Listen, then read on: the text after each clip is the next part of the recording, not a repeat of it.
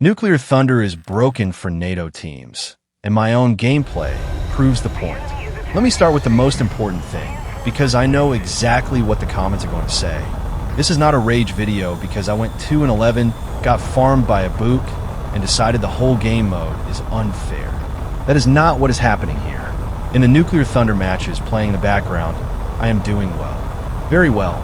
I am not charging straight into the middle of the map at sea level, dying in a head-on, respawning, and repeating the same mistake for 40 minutes. I am not treating this like regular air RB with extra objectives. I'm not feeding the enemy team free tickets, free spawn points, and free momentum. I am deliberately spawning from the rearmost airfield. I am doing that because I want time. Time to climb. Time to accelerate. Time to get above the chaos. Time to build missile energy. Time to create the kind of launch conditions where BVR missiles stop being coin flips and start becoming a real air superiority tool. My job in these matches is simple: deny the enemy team access to the sky. I am not chasing every low-flying target that flashes across the screen. I'm not diving into furballs just because something looks juicy. I am flying like a dedicated BVR combat air patrol. I am getting altitude, building speed, holding standoff, selecting launch windows, firing volleys, forcing defensive reactions, and killing enemy aircraft before they can freely support their team's objective play. And the results are right there. 15 plus kills across these matches. Minimal deaths. A huge amount of time alive. A huge amount of pressure applied from the rear. A strategy that is repeatable, rational, and obviously more useful than spawning in the middle and flying directly into a wall of missiles. So before anyone says, you only think NATO is losing because you're bad, no, that argument dies immediately. If anything, the gameplay in the background shows the opposite. It shows that I have found one of the few roles where a NATO player can still have an outsized impact in this mode. I'm not complaining because I cannot adapt. I am complaining because even when I adapt, even when I play the mode correctly, even when I put up the kind of kill count that should materially shift the match, NATO teams are still constantly fighting uphill. That is the real problem. The fact that I can do this well and still feel the imbalance is exactly why the imbalance is so obvious. Because if a player can go into a match, play disciplined BVR air superiority, rack up kills, stay alive, deny enemy aircraft, and still watch the strategic situation collapse because the other side has better objective tools, better SCAD efficiency, better anti-ship options, better survivability around the actual mission targets, and a more forgiving path to victory, then the issue is not just individual skill. The issue is the mode. The issue is the tool set. The issue is the way Nuclear Thunder rewards certain kinds of effectiveness and punishes others.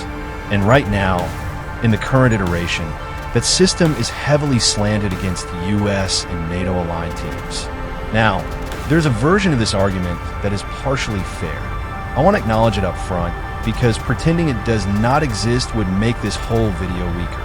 Part of this might be a NATO skill issue, not the whole thing, not even the main thing, in my opinion, but part of it. When I look at how a lot of NATO teams play this mode, it is painful.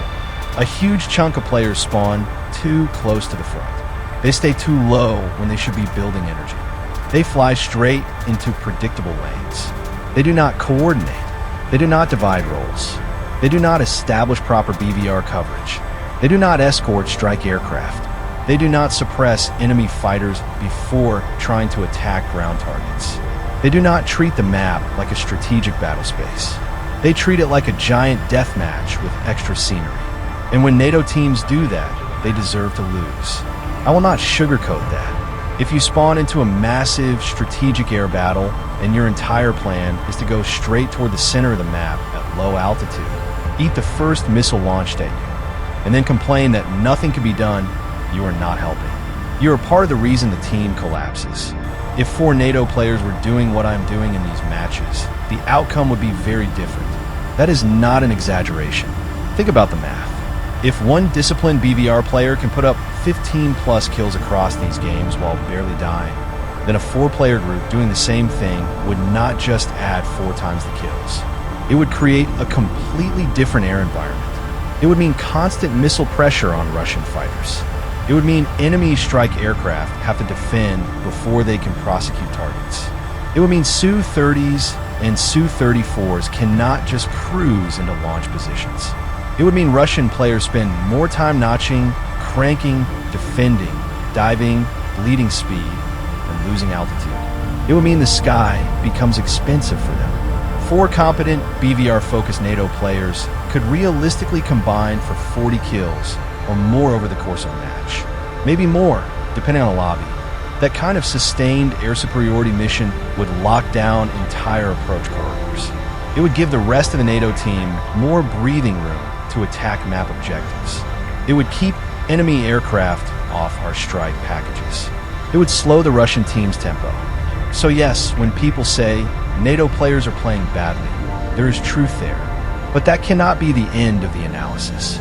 Because the skill issue argument collapses the moment you zoom out from one match, one squad, or one anecdote and start thinking statistically. In any one match, sure, one team can simply be better. One side can randomly get more experienced players. One side can have a coordinated squad. One side can have more people who understand the mode. One side can get lucky with early kills, snowball momentum, and dominate. That happens. But when the same side keeps winning over and over and over again across large numbers of matches, across different lobbies, across different times of day, with different players, the explanation cannot just be one team was better. The player pool is not magically divided into smart Russian players and stupid NATO players. The average player on both sides is drawn from the same War Thunder ecosystem, the same community, the same matchmaking pool, the same mix of skilled players, casual players, grinders, premium players, objective players, and absolute missile spamming goblins. Over a large enough sample size, average skill should converge. That is the key point. If the average Russian team is consistently beating the average NATO team, then something besides average skill is driving the result. That something is balance. It might be vehicle balance. It might be weapon balance. It might be AI air defense placement. It might be the objective economy.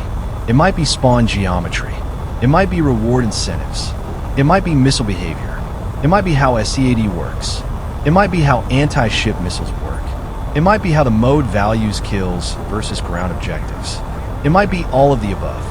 But it is not intellectually serious to look at Russian teams winning something like 9 out of 10 matches, if that is what you are seeing in your own sample, and just say, well, NATO players must all be bad.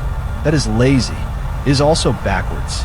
Balance should not depend on one side needing a disproportionate number of unusually disciplined, unusually coordinated, unusually knowledgeable players just to reach parity. If one side requires 4 people playing optimal BVR air superiority, while the other side can win with a more average distribution of fighter players, strike players, and objective players, then the mode is not balanced. It is asking one team to be excellent just to match the other team being normal. That is the definition of an uphill fight. And that brings us to the core argument of this video. Nuclear Thunder is not just an air combat mode. It is not just BVR. It is not just dogfighting. It is not just who has better missiles in a clean fighter duel. It is a combined strategic air operation compressed into a War Thunder event. And when you understand it that way, the NATO problem becomes much clearer. Air superiority matters. It matters a lot. My gameplay proves that. If you control the sky, you force the enemy to react. You deny them freedom of movement. You protect your strike aircraft. You buy time. You create windows. But air superiority is not victory by itself. Air superiority is a condition that enables victory. It is not the victory condition. That distinction matters. In regular air RB, if I kill enough enemy aircraft, that is usually the match. The enemy team disappears. The game ends. Air kills are directly tied to victory in a very simple way. Nuclear Thunder is different. Nuclear Thunder has airfields, convoys, depots, AI units, long-range air defense systems, naval targets, missile ships, escalation mechanics, respawns, tactical nuclear weapons, and strategic objectives. The mode does not ask, who has the prettiest K/D? It asks, which side can convert aircraft, weapons, and map control into strategic effect. That is why a NATO player can dominate in the air and still lose. Because the mode is not only measuring whether you can shoot down enemy planes, it is measuring whether your team can destroy the things that actually move the match state. It is measuring whether your strike aircraft can survive long enough to hit meaningful objectives. It is measuring whether your SCAD tools can open corridors through air defenses. It is measuring whether your anti-ship weapons can neutralize naval threats. It is measuring whether your team can maintain pressure on the ground war and airfield network while also surviving enemy fighters. And this is where the Russian side currently has the stronger practical tool set. Not necessarily because every Russian vehicle is magically better in every category. Not because NATO has no good aircraft. Not because NATO has no good missiles. NATO absolutely has strong platforms and strong weapons in War Thunder. The issue is practical effectiveness inside the specific mode. There is a huge difference between a weapon being impressive on paper and a weapon being effective in the actual environment Nuclear Thunder creates. A missile stat card does not tell the whole story. Maximum launch range does not matter if the missile gets intercepted, loses guidance, chooses bad targets, lacks the needed seeker behavior, or forces the launch aircraft into a suicidal profile. A strike aircraft's theoretical payload does not matter if it cannot survive to release. A fighter's top speed does not matter if it has to spend the entire match defending from AI SAMs and player-launched missiles before it can influence the actual objectives. A weapon's real-life reputation does not matter if the in-game implementation strips away the features that made it effective in the first place. That is the center of the NATO complaint. The tools exist, but the tools do not function with enough reliability, lethality, or operational freedom to match the Russian side's practical effect. Let's talk about SCAD. Suppression of enemy air defenses is not some optional side mission in Nuclear Thunder. It is one of the pillars of the mode. The map is full of layered air defense threats.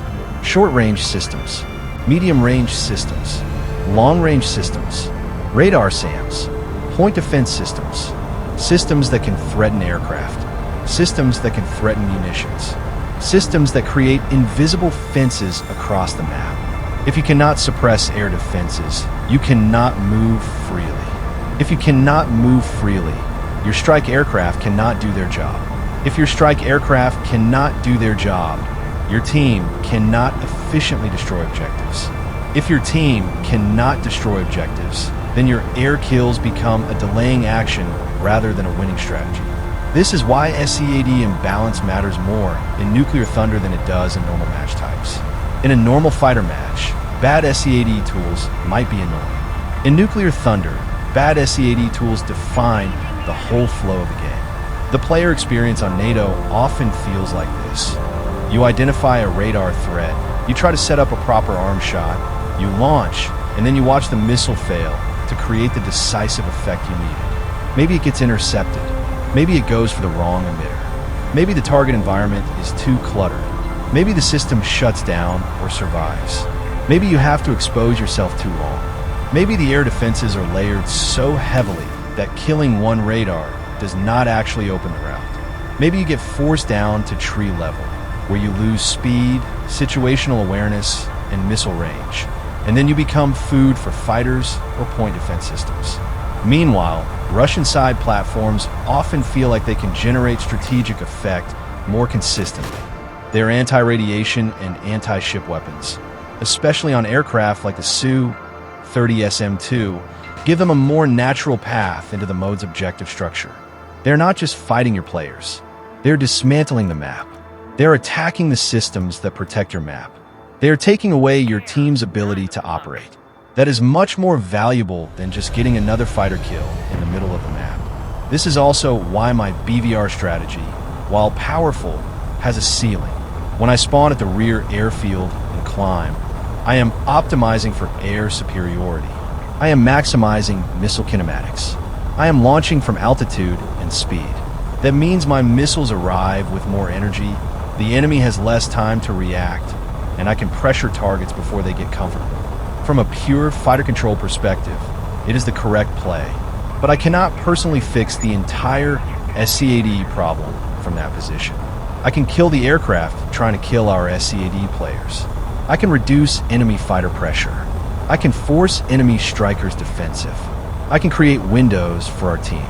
But if NATO's SCAD package is still less efficient, if our missiles still underperform in the actual target environment, if our strike aircraft still cannot safely convert those windows into destroyed objectives, then my kills become tactical success inside a strategic loss. That is exactly what makes this mode so frustrating. It constantly creates moments where a NATO player can say, "I did my job," and the team still loses because the mode demands multiple jobs be done at once, and the other side has an easier time doing the jobs that actually decide the match. This is why the scoreboard can lie. A NATO player might look at the scoreboard and see that his team has plenty of kills. Maybe the top 2 NATO players have more kills than half the Russian team combined. Maybe the air fight looks competitive. Maybe the NATO fighters are not even doing badly. But the map tells a different story. The enemy air defenses are still alive. Your airfields are being pressured. Your objective lanes are collapsing. Your naval assets are getting hit. Your ground units are dying. Your strike packages are not reaching their targets. Your players are getting forced into inefficient flight profiles. Your team is spending more time reacting than acting. That is how you lose while looking individually successful. And that is the part of Nuclear Thunder that a lot of people do not understand yet. Winning this mode is about tempo. Tempo is the speed at which your team can make useful things happen. Can you kill enemy fighters before they threaten your strike aircraft? Can you suppress SAMs before your bombers need to cross the line? Can you destroy airfields before the enemy can stabilize? Can you kill naval threats before they deny the coastline? Can you remove long-range air defenses before your team is forced into low-altitude suicide routes? Can you generate enough pressure in enough parts of the map that the enemy team is always responding to you? The side with higher tempo controls the match. Right now, Russian teams often have higher practical tempo because their tools line up better with the mode's demands. NATO can absolutely generate tempo with disciplined fighter play. Again, my gameplay is proof of that. A rear airfield BVR strategy can be brutally effective. It gives NATO a way to create air denial without feeding. It punishes Russian players who climb carelessly. It punishes strike aircraft that assume they can fly uncontested. It punishes teams that ignore high-altitude threats. But unless that BVR pressure is paired with reliable objective destruction, it does not fully convert. That is the weakness. So when people say, well, just do what you're doing, just have more NATO players climb and play BVR, they're half right and half wrong. They are right that NATO teams should be doing more of this. Absolutely. More NATO players need to stop spawning in the worst possible place, flying the worst possible route, and donating themselves to the enemy team. More NATO players need to treat BVR like a real mission. More NATO players need to understand that altitude and speed are not optional in long-range missile combat. More NATO players need to stop chasing low-value targets and start creating air control zones. But they're wrong if they think that alone proves the mode is balanced. Because balance cannot depend on one team needing abnormally high discipline just to survive the basic structure of the match. If Russia can win with average coordination and NATO needs above-average coordination, that is imbalance. If Russia can prosecute objectives with fewer specialized players and NATO needs a carefully organized package, that is imbalance. If Russian weapons produce strategic effects more reliably and NATO weapons require perfect conditions, that is imbalance. If Russian teams can lose the air fight for stretches and still win the objective war, while NATO teams can win the air fight and still lose the match, that is imbalance. That is the real argument. Now let's get into the Russian bias part because that phrase is loaded. The War Thunder community has used Russian bias for years. Sometimes it is a meme. Sometimes it is cope. Sometimes it is a lazy explanation for getting outplayed. Sometimes it is just a player refusing to admit that he made a mistake.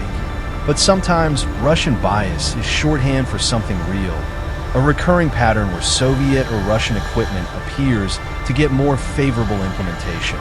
more forgiving modeling, better practical usability, or faster acceptance of optimistic assumptions, while NATO equipment is held to stricter skepticism, missing capabilities, or underwhelming performance. That is the version worth talking about. I'm not saying every developer sits in a dark room plotting how to make America lose. That would be stupid. I am not saying every Russian vehicle is overpowered. That is also not true. War Thunder is complicated, and there are plenty of Russian vehicles that are mediocre, over-tiered, awkward, or situational. What I am saying is that the cumulative pattern matters. When players repeatedly report that NATO weapons are missing functionality, underperforming relative to available documentation, or being modeled conservatively, and those reports are denied because sources are dismissed as marketing claims, propaganda, insufficient proof, or not specific enough. While Russian systems often seem to receive generous interpretations of capability, players notice. They notice because balance is not just about one missile. It is about accumulation. One undermodeled NATO missile is annoying. 10 undermodeled NATO systems across aircraft, air defense, sensors, seekers, data links, electronic warfare, and ground vehicles becomes a pattern. One overperforming Russian platform is annoying. A full ecosystem where Russian aircraft, missiles, SAMs, and objective tools line up better with the mode's wind conditions becomes a meta. That is why Nuclear Thunder feels like a microscope for the broader problem. In normal modes, imbalance can hide. The maps are smaller. The objectives are simpler. The match ends faster. A good player can carry through mechanical skill. A broken vehicle can be isolated to one battle rating bracket. A bad weapon can be avoided. Nuclear Thunder exposes the whole ecosystem. It asks every side to bring fighters, strike aircraft, SCAD, anti-ship capability, objective attack, survivability, sensors, missile range, and team coordination into one giant operational environment.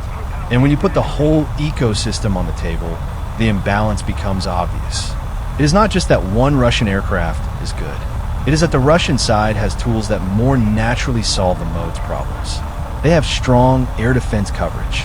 They have dangerous anti-radiation options. They have anti-ship tools that matter because naval groups matter. They have multi-role platforms that can pressure aircraft, SAMs, ships, and ground targets in ways that translate directly into score and map control. They have the ability to make NATO operate defensively. And in a mode about tempo, forcing the enemy to operate defensively is everything. The Su-30SM-2 is a perfect example of why people are frustrated. In-game, it is not just a fighter. It is not just a bomb truck. It is a multi-role pressure platform with access to weapons that matter enormously in this mode. Anti-radiation missiles, anti-ship missiles, standoff weapons, guided strike options, enough performance to operate as part of the fighter environment rather than being a helpless attacker. That kind of aircraft is exactly what Nuclear Thunder rewards. A platform like that can participate in the air war, threaten the objective war, and help dismantle the enemy's defensive system. It does not need the match to be simplified into one role. It thrives in complexity. That is the danger. And the problem is not that Russia should not have strong multi-role aircraft. Of course it should. The Su-30 family is supposed to be a serious multi-role platform. Nobody serious is asking for it to be useless. The problem is when its in-game weapon ecosystem becomes more effective than the opposing ecosystem in the specific conditions of a mode, while NATO's real-world strengths are not represented with equal fidelity. NATO doctrine is not built around fair 1v1 stat card duels. NATO doctrine is built around networks, sensors, target sharing, suppression packages, standoff precision, electronic warfare, coordinated air tasking, AWACS, data links, specialized platforms, layered support. War Thunder struggles to model a lot of that. And when a game struggles to model NATO's systemic advantages, but happily models Russian missile kinematics, radar SAM lethality, and multi-role strike payloads in a way that works very well inside the game engine, the result is not neutral. The result favors the side whose advantages are easier to represent in the game. That is a subtle but massive point. Russian bias does not even have to be intentional to be real in gameplay terms. If the game engine naturally represents certain Russian strengths better than it represents NATO strengths, the result is still biased. If documentation standards allow one side's capabilities to be implemented more optimistically than the others, the result is still biased. If NATO weapons depend on complex seeker logic, mission planning, emitter libraries, data link behavior, offboard targeting, or electronic warfare effects that are simplified away, while Russian weapons depend more on direct missile performance that the game models cleanly, the result is still biased. The player does not care whether the cause is ideology, documentation policy, technical limitation, or conservative implementation. The player experiences the result. And the result right now is that NATO teams are getting crushed in nuclear thunder far too often. Now let's talk about the real-world comparison, because it is spicy, but it is also useful if handled correctly. People love to point out that War Thunder is a game, not a military simulator. That is true. It is not a classified Pentagon training tool. It is not DCS. It is not a perfect model of real combat. It has battle ratings, balanced decisions, simplified systems, missing features, game maps, respawns, third-person camera, mouse aim, and 1,000 compromises. But War Thunder also sells itself on technical authenticity. The whole appeal of the game is that vehicles and weapons are supposed to feel grounded in real-world performance. Players argue over radar modes, armor arrays, seeker heads, missile motors, warhead fillers, drag coefficients, thermal imagers, reload rates, and classified documents like lunatics because the game has trained its community to care about realism. So the real-world comparison is fair game. And here is the blunt version. If Russian technology performed in real life the way it often feels like it performs in War Thunder, Russia would have had a much easier time in Ukraine. That does not mean Ukraine is only using NATO equipment. Ukraine uses a mix of Soviet legacy equipment, domestic systems, improvised systems, captured equipment, and Western support. But Western systems have been central to Ukraine's ability to survive, strike, defend cities, hit logistics, contest the Black Sea, and impose costs on Russia. Patriot, HIMARS, Storm Shadow, Scalp, Harpoon, Western artillery, Western air defense missiles, Western training, NATO standard communications, intelligence support, and drone integration have all mattered. Meanwhile, Russia's real-world performance has not looked like a clean demonstration of unstoppable wonder weapons. Russia has taken enormous losses. Its air force has not achieved the kind of uncontested air dominance people expected from a much larger power. Russian logistics have been hit repeatedly. Russian air defenses have had successes, but they have also been penetrated, saturated, bypassed, and embarrassed. Russian ships have been sunk or forced back. Russian armored forces have taken heavy losses. Russian precision strike campaigns have been expensive and inconsistent. That does not mean Russian technology is bad. That would be another lazy oversimplification. Russia has dangerous systems. Russian air defenses are serious. Russian missiles are serious. Russian electronic warfare is serious. Russian drones and glide bombs have caused huge problems. Underestimating Russian capability is foolish. But the real war does not support the cartoon version of Russian technological superiority that War Thunder sometimes creates. And that is why players get angry when NATO systems are treated with extreme skepticism, while Russian systems feel like they get best-case implementation. Because the real world has not shown Russian equipment effortlessly dominating NATO-supported forces. It has shown a brutal, grinding war where Western-supported Ukraine has repeatedly adapted and survived against a larger Russian military. That is why the in-game feeling is so jarring.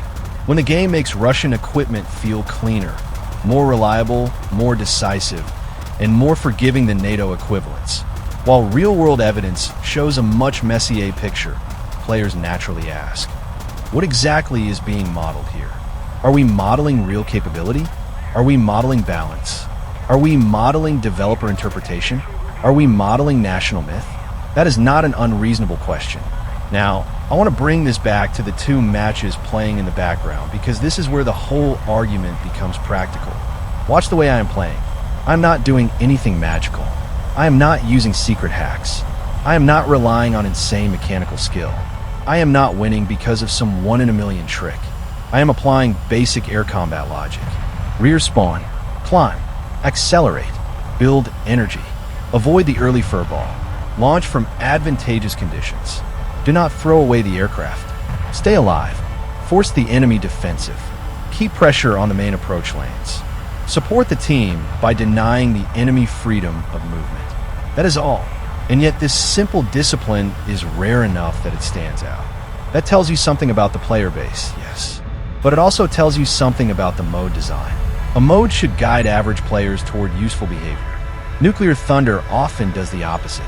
It gives players a giant map, but many players still funnel into the same predictable central meat grinder.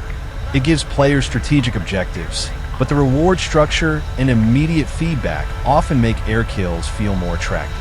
It gives players SCAD tools, but makes air defenses so punishing and objective attack so inefficient that players decide not to bother. It gives players multiple airfields, but many players choose the spawn that gets them killed fastest. It gives players a complex battlefield, but does not clearly teach them how to divide roles or coordinate. So yes, players make bad decisions, but game design shapes decisions. If the most obvious way to play is bad, and the effective way to play requires external knowledge, patience, and discipline, then the mode has a design problem. If objective play is necessary, but under-rewarded, players will avoid objective play. If SCAD is necessary, but frustrating and unreliable, players will avoid SCAD. If strike aircraft die too easily, players will avoid striking. If BVR air superiority is useful, but takes time to set up, impatient players will skip it. If the game lets the central furball become the default behavior, the central furball will dominate. Then people will blame the player base, but the player base is reacting to the incentives. This is why I say the NATO skill issue argument is not wrong, but incomplete. NATO players should play better, but the mode should also not require NATO players to overcome bad incentives, inferior practical objective tools, and asymmetric air defense pressure all at once. That combination is what makes the mode feel broken. Let's break down the tactical situation in a clean way. NATO's best path to victory should look something like this. First, a few dedicated BVR players spawn rear, climb, and establish air superiority corridors. Their job is not to dogfight. Their job is to keep Russian aircraft defensive and prevent enemy strike aircraft from operating freely. Second, SCAD players coordinate with that fighter screen. They do not trickle in one by one. They launch in packages, overload air defenses, and focus specific corridors. Third, strike aircraft exploit the open corridors. They hit airfields, depots, convoys, missile systems, naval targets, and other high-value objectives. Fourth, the team cycles pressure. Fighters maintain cover. SCAD keeps opening windows. Strike aircraft keep converting those windows into points, and everyone avoids feeding unnecessary deaths. That is the theory. In practice, NATO rarely gets all four steps. Maybe one or two players do BVR correctly. Maybe one SCAD player tries to help but gets deleted. Maybe the strike aircraft arrive too early or too late. Maybe nobody coordinates. Maybe the harm launches do not produce the needed effect. Maybe the air defense coverage forces everyone low. Maybe the enemy team destroys NATO's objective infrastructure faster than NATO can respond. Maybe Russian multi-role aircraft start removing NATO air defenses while NATO is still trying to organize. The result is that NATO's theoretical plan is fragile. Russia's plan often feels less fragile. Their tools let them damage NATO's defensive structure more directly. Their multi-role aircraft can threaten multiple target categories. Their air defense network often creates more oppressive practical denial. Their objective pressure feels easier to generate with average team coordination. That is why Russian teams can win even when individual NATO players perform well. The Russian side's average behavior aligns better with the mode's win conditions. That is the problem. Now, I can already hear the counter-argument. But NATO has great aircraft too. NATO has F-16s, F-15s, F divided by a -18s, AMRAAMs, HARMs, harpoons, guided bombs, and all kinds of strong weapons. How can you say NATO is weak? I'm not saying NATO is weak in a vacuum. I am saying NATO is weaker than it should be in the actual implementation of this mode. There is a massive difference. The F-16 is not a bad aircraft. The F-15 is not bad. The F/A-18 is not bad. AMRAAMs are not bad. HARMs are not bad. Harpoons are not bad. These are iconic systems for a reason. But Nuclear Thunder is not fought in a brochure. It is fought inside War Thunder's mechanics. Inside those mechanics, the question is not, does NATO have a famous weapon? The question is, can this weapon reliably solve the problem the mode creates? Can the HARM reliably suppress the radar systems that are blocking the objective lane? Can NATO anti-ship missiles reliably remove the naval threats that matter? Can NATO strike aircraft survive the approach profiles the game forces them into? Can NATO fighters maintain air superiority long enough for the objective players to convert? Can NATO's real-world network-centric advantages be represented at all? If the answer is sometimes under ideal conditions with above-average players, then that is not parity. That is conditional competitiveness. A balanced mode should not make one side depend on ideal conditions while the other side gets more consistent value from average execution. The other issue is that modern NATO warfare is heavily about integration. A lone HARM truck in War Thunder is not the same thing as a real SCAD package. A real SCAD package may involve electronic attack aircraft, offboard sensors, decoys, pre-planned threat libraries, multiple shooters, standoff jamming, ISR, coordinated timing, and follow-up strikes. War Thunder simplifies most of that down to, your aircraft has a missile, your aircraft sees an emitter, fire the missile, hope the game logic produces a kill. That simplification hurts NATO because many NATO systems are strongest as part of the network. Meanwhile, if a Russian missile in War Thunder gets strong kinematics and enough in-game seeker functionality to be useful, it can produce direct, obvious value without needing the entire ecosystem around it. That does not mean Russian systems are simple in real life. It means the game simplification can unintentionally favor direct weapon effects over network doctrine. Again, that is gameplay bias, even if it is not intentional political bias. This is also why realism arguments often get applied inconsistently.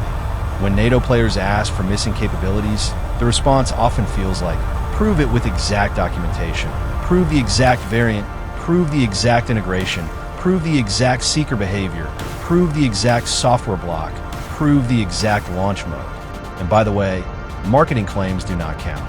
Fair enough. War Thunder should not implement fantasy capabilities just because Lockheed Martin made a cool brochure. But then players look at some Russian systems and feel like the standard changes. They feel like optimistic performance assumptions get accepted more easily. They feel like ambiguous data is resolved in a favorable direction. They feel like Russian vehicles get the benefit of the doubt while NATO vehicles get the burden of proof. That perception is poisonous for trust. Even if Gaijin believes it is applying the same standard, players are judging by outcomes. And the outcome in Nuclear Thunder is that Russian teams often feel like they have a cleaner, stronger, more reliable route to victory. A game can survive individual balance mistakes. It cannot survive a trust deficit forever. Because once players believe the referee is biased, every close call becomes evidence. Every underperforming NATO missile becomes proof. Every overperforming Russian SAM becomes proof. Every rejected bug report becomes proof. Every missing feature becomes proof. Every new Russian weapon that launches in a strong state becomes proof. Every NATO system that arrives incomplete becomes proof. That is where War Thunder is with a lot of its modern balance discourse. Nuclear Thunder did not create that distrust. It amplified it. The mode basically says, let's put all the controversial modern systems into a giant map and make them interact. And then everyone acts surprised when the long-running concerns about Russian bias explode into the open. Of course they do. This mode is the perfect stress test. And right now, the stress test is failing. Now let me be specific about what broken for NATO teams actually means. It does not mean NATO cannot win. NATO can win. I have seen NATO win. You have seen NATO win.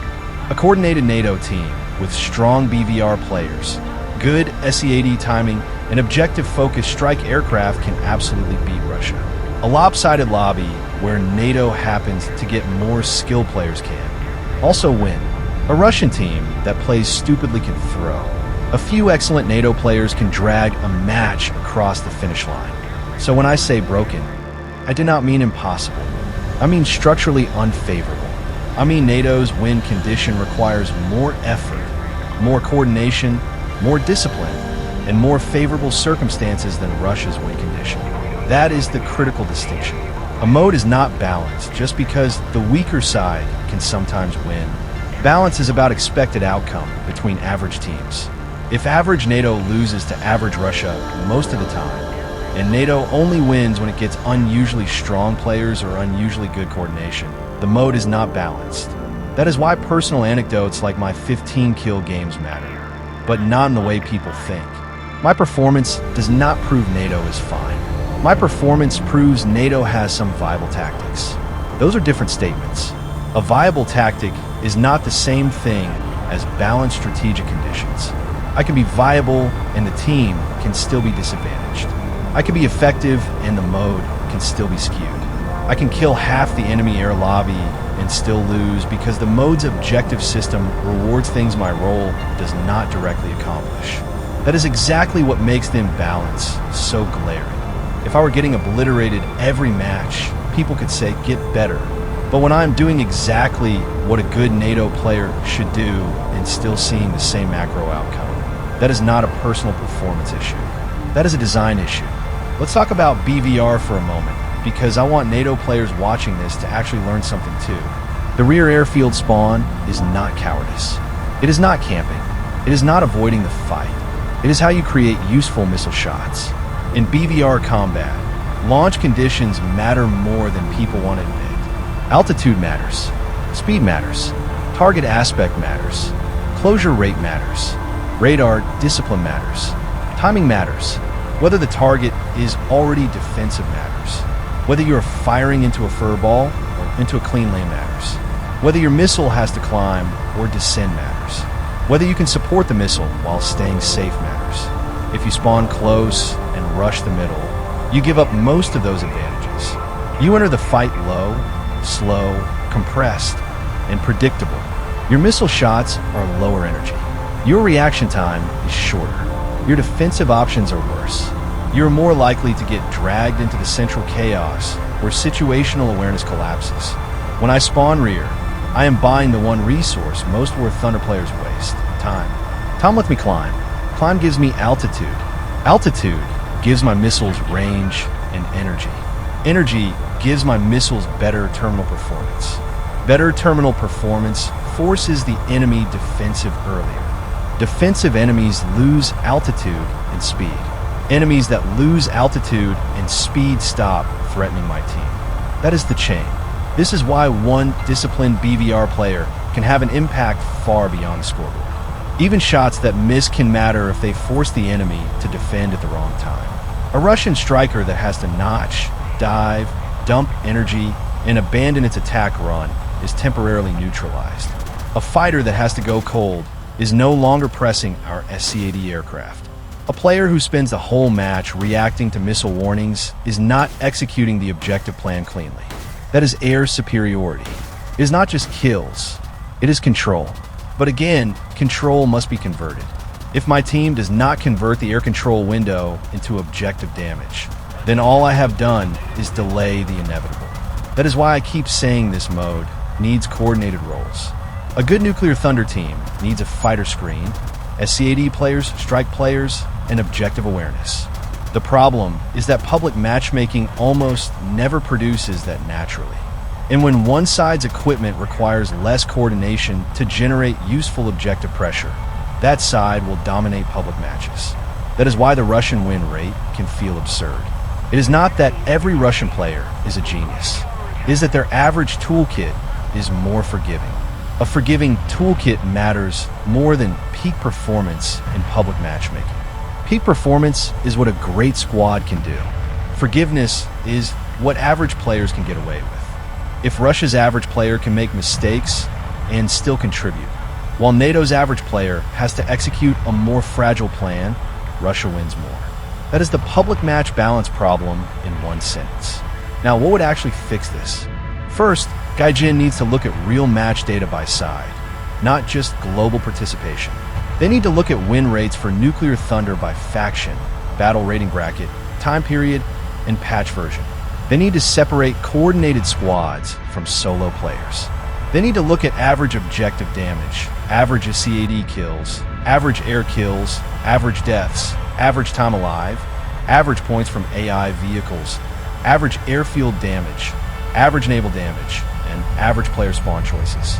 If the data shows Russia winning dramatically more often, then the conversation changes from players are complaining to the mode is statistically imbalanced.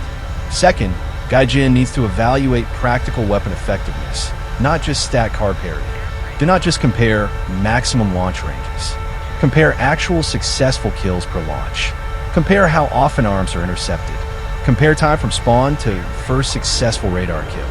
Compare how often NATO SCAD opens a usable corridor versus Russian SCAD. Compare how often anti-ship missiles actually destroy naval targets. Compare how often strike aircraft survive after launching. Compare whether certain SAM systems create disproportionate denial. Balance is not what a weapon could do in theory. Balance is what it does in matches. Third, objective rewards need to be tuned so players are pushed toward winning behavior. If the mode requires SCAD, reward SCAD properly. If destroying air defense sites is strategically essential, pay players like it is essential. If ground objectives decide the match, make them rewarding enough that players stop treating them as chores. If air kills are useful but not decisive, do not let the entire player base think air kills are the only thing worth doing. Players follow incentives. If the incentives are wrong, the gameplay will be wrong. Fourth, the air defense environment needs serious balance review. Layered AI air defenses are necessary. Without them, the mode becomes a bomber rush. But there is a difference between making strike missions dangerous and making them feel pointless. If air defenses are so oppressive that most players decide the only rational thing to do is fly straight into PvP chaos, then the objective layer has failed. Air defenses should create problems that coordinated players can solve. They should not create a brick wall that one side can remove more easily than the other. Fifth, NATO's missing or simplified strengths need to be represented better. If NATO's real strength is networked warfare, then the game needs better ways to represent that. Better ESM modeling, better emitter selection, better target handoff, better pre-briefed threat logic, better decoy and saturation options, more reliable SCAD behavior where appropriate, more meaningful electronic warfare mechanics, more complete implementation of standoff weapons. This does not mean making NATO fantasy overpowered. It means not forcing NATO aircraft to fight with half their doctrine missing. Sixth, Russian tools need to be evaluated with the same skepticism applied to NATO tools. If a Russian missile is overperforming in practical use, tune it. If a Russian SAM creates unhealthy match flow, adjust it for the mode. If a Russian aircraft's loadout gives it too much objective tempo compared with NATO counterparts, change spawn cost, availability, payload options, reload restrictions, or target environment. Balance is not an attack on Russian mains. It is how you keep the mode healthy. Nobody should want one side to win 9 out of 10 matches. Not NATO players, not Russia players, not Gaijin, because an unbalanced mode dies. People stop queuing the weaker side. Matchmaking gets worse. The stronger side gets bored. The weaker side gets bitter. The conversation turns toxic. Every loss becomes evidence of bias. Every win becomes dismissed as luck. The mode's potential gets buried under frustration. And Nuclear Thunder has potential. That is the frustrating part. The idea is excellent. A giant strategic air mode with modern aircraft, nuclear escalation, a CAD, anti-ship strikes, airfields, convoys, SAM networks, long-range missile combat. And objective-based pressure is exactly the kind of thing War Thunder needs. This game has needed a more ambitious modern air mode for years. Air RB is too compressed for modern jets. The maps are often too small. The match flow is too repetitive. The furball meta does not do justice to the aircraft, and weapons Gaijin keeps adding Nuclear Thunder points toward a better future. But the current version is not there yet. Right now, it is a brilliant concept trapped inside a lopsided implementation. And for NATO teams, that implementation often feels miserable. It feels like you can play well and still lose.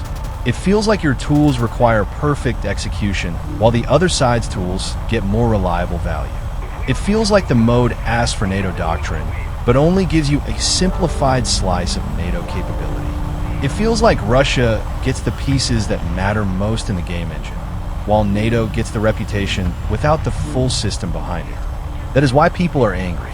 Not because they hate challenge. Challenge is good. Asymmetry is good.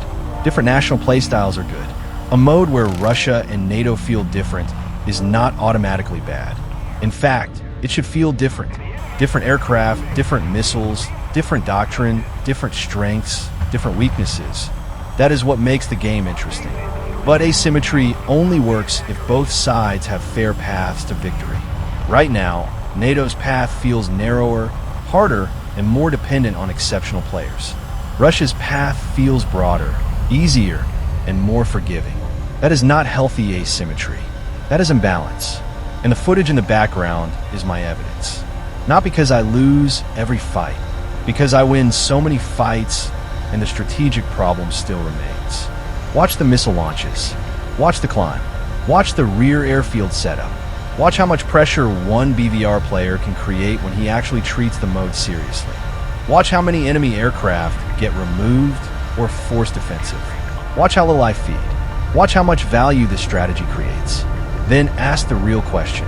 If this is what one competent NATO BVR player can do, why does the team still so often struggle? The answer is not because NATO has no options. The answer is that NATO's options do not convert into mode-winning pressure as reliably as Russia's options do. That is the imbalance. So yes, NATO players need to get better. They need to stop feeding. They need to spawn smarter. They need to climb more. They need to coordinate. They need to stop treating Nuclear Thunder like a head-on simulator. They need to run proper BVR air superiority. They need to protect SEAD and strike aircraft. They need to understand that map control matters more than their personal dogfight. But Gaijin also needs to fix the mode. Both things can be true. Player skill matters. Balance still matters. Bad NATO players make the problem worse. Bad design created the environment where their mistakes are punished more severely. Good NATO players can compensate, but needing unusually good players to compensate is itself evidence of imbalance. That is the final point I want people to understand. A balanced mode is not one where the weaker side can win if it sweats hard enough. A balanced mode is one where average teams on both sides have comparable chances and superior play, not superior faction tool sets, decides a match. Right now, Nuclear Thunder does not feel like that. It feels like the Russian side has the more coherent operational ecosystem.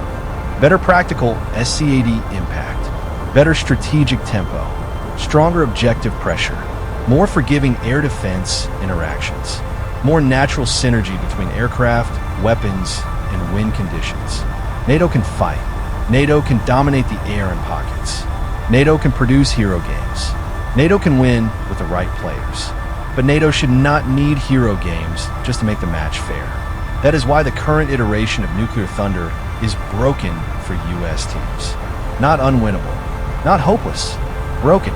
Because the mode structure, weapon implementation, AI defenses, objective incentives, and faction toolsets combine to create a consistent strategic disadvantage for the NATO side, even when individual NATO players perform extremely well. And until Gaijin addresses that, the pattern will continue. Russian teams will keep winning most of the time.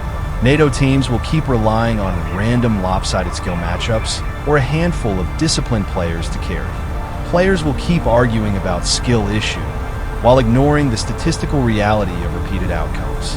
And the phrase Russian bias will keep showing up, not because every player using it is coping, but because the game keeps giving them reasons to believe it. The sad part is that Nuclear Thunder could be amazing.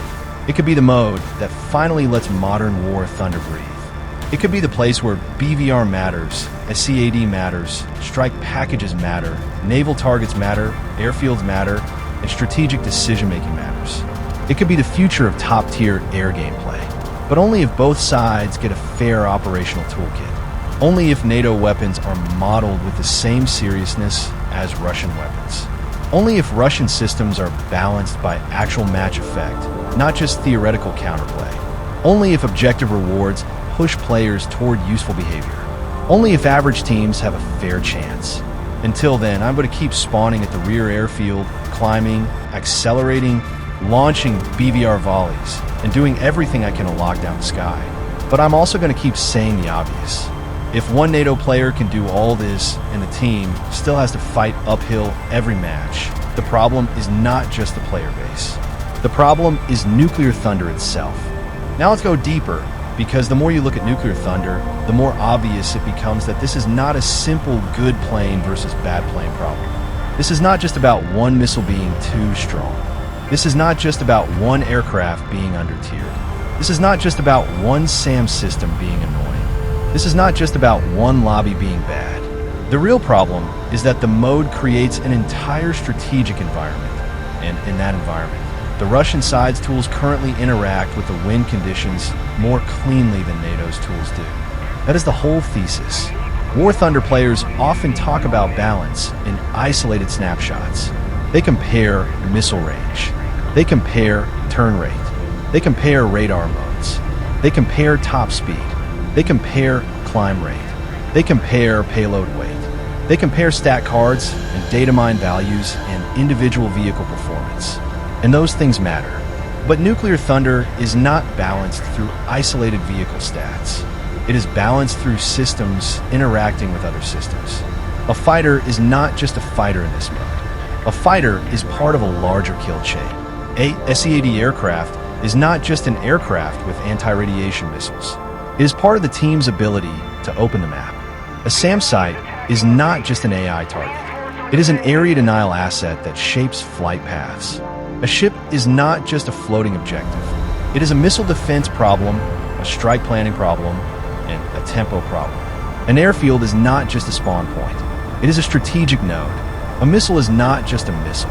It is a tool that either creates pressure reliably or does not. That is why people who only look at the individual vehicle list miss the bigger picture. They say, NATO has AMRAAMs. NATO has HARMs. NATO has Harpoons. NATO has F-16s, F-15s, F divided by a -18s. What are you complaining about? I am complaining about conversion.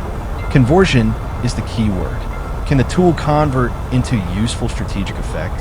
Can the aircraft convert its payload into objective damage? Can the anti-radiation missile convert into a dead radar? Can the anti-ship missile convert into a sunk or disabled ship? Can the fighter kill convert into a safe strike window? Can the air superiority mission convert into map control? Can the map control convert into points? Can the points convert into victory? That chain is where NATO keeps breaking down. NATO does not lack famous weapons. NATO lacks reliable conversion in the specific conditions of Nuclear Thunder. That is the distinction people need to understand. A weapon can be famous and still be bad in a game mode. A plane can be historically excellent and still be poorly represented by the game's simplified systems. A doctrine can be dominant in the real world and still be weak in War Thunder if the game only models half of the doctrine. That is one of the central problems with modern NATO in this game. A huge amount of NATO capability is not just the missile itself. It is the network around the missile. It is the sensor picture. It is the electronic warfare environment. It is the off-board targeting. It is AWACS. It is data link. It is cooperative engagement. It is pre-planned mission data. It is jamming. It is decoys. It is package timing. It is suppression, destruction, and exploitation all happening in a coordinated sequence. War Thunder does not model most of that in a deep way. Instead, War Thunder often reduces modern air warfare to a much simpler question. Does your aircraft personally see the target? Can your missile personally track the target? Can a missile survive long enough to hit the target? And can you live through the launch? That simplification hurts NATO. Not because NATO is weak, but because NATO is strong in ways the game struggles to simulate. Meanwhile, Russian systems often gain a lot from direct implementation. A missile with strong range, speed, and a seeker that works well inside the game becomes immediately useful. A SAM with strong radar and missile performance becomes immediately oppressive. A multi-role aircraft that can carry dangerous standoff weapons becomes immediately valuable. Those are direct effects. They translate cleanly into the War Thunder sandbox. NATO's more systemic advantages do not translate as cleanly. So even before we get into accusations of intentional bias, there's a structural simulation bias. The game is better at representing some types of capability than others. That alone can skew the mode. And when that simulation bias lines up with faction design in a way that helps Russia more than NATO, the result feels like Russian bias from the player's perspective. The player does not care whether the cause is political favoritism, documentation policy, engine limitation, or balance tuning, or bad mode design. The player cares that the Russian side is winning constantly, while NATO has to sweat itself to death. That is the actual lived experience. And that lived experience is what matters for balance. Now, let's return to my own gameplay, because the footage in the background is important evidence. A lot of balance arguments are emotionally weak because the player making them is obviously tilted. You can tell they just died 3 times to something they do not understand, and now they are mad. That does not mean their complaint is automatically wrong, but it does make it easier to dismiss. This footage is different. I'm not failing at the moment. I am executing one of the best possible NATO roles. High-altitude BVR air superiority from a rear spawn. That is not a random choice. That is a response to the mode's demands. When I spawn from the furthest airfield, I am making a strategic choice. I am trading early contact for better launch conditions. I am accepting that I will not be the first person into the fight, because being first into the fight is often how you become the first person dead. I am choosing to arrive with energy, altitude, radar control, and missile options. This is how NATO should be playing more often. Not every player, obviously. You cannot have the entire team climb to space and ignore objectives. But you need a dedicated air superiority layer. You need people whose entire job is to prevent Russian strike and multi-role aircraft from moving freely. You need players who do not get baited into every low-altitude chase. You need people who understand that a missile fired from altitude at speed is a completely different weapon from the same missile fired low and slow. That is what I am doing. And it works. It works because BVR is not just about getting kills. BVR is about forcing enemy behavior. When I launch into a Russian aircraft from a strong position, that enemy now has to respond. Maybe he goes cold. Maybe he dives. Maybe he notches. Maybe he dumps chaff. Maybe he turns away from his objective. Maybe he loses radar support on his own missile. Maybe he survives, but his attack run is ruined. That is value. War Thunder scoreboard does not always show that value, but it matters. If I make an enemy Su 30 abandon strike approach, that matters. If I force a fighter to defend instead of supporting his teammate, that matters. If I push a group of aircraft low so they become slower and more predictable, that matters. If I make enemy players spend 30 seconds surviving instead of executing, that matters. That is air superiority. It is not just killing. It is making the enemy's plan harder. But here is the brutal truth. In Nuclear Thunder, making the enemy's plan harder is not always enough. You need your own team's plan to become easier at the same time. And that is where NATO collapses, because I can create pressure. I can create windows. I can create openings.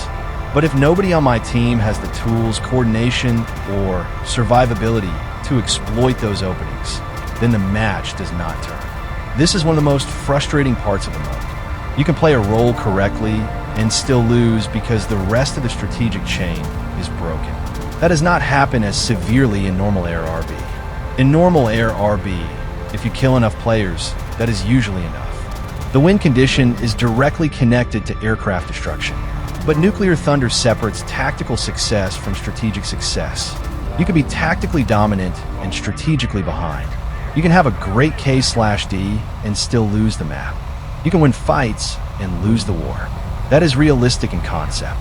But it is infuriating when one side has a much easier time turning tactical actions into strategic progress. That is exactly what Russian teams appear to have right now. They can take their tools and convert them into map effect more consistently. Their weapons line up with the objectives. Their platforms line up with the mission flow.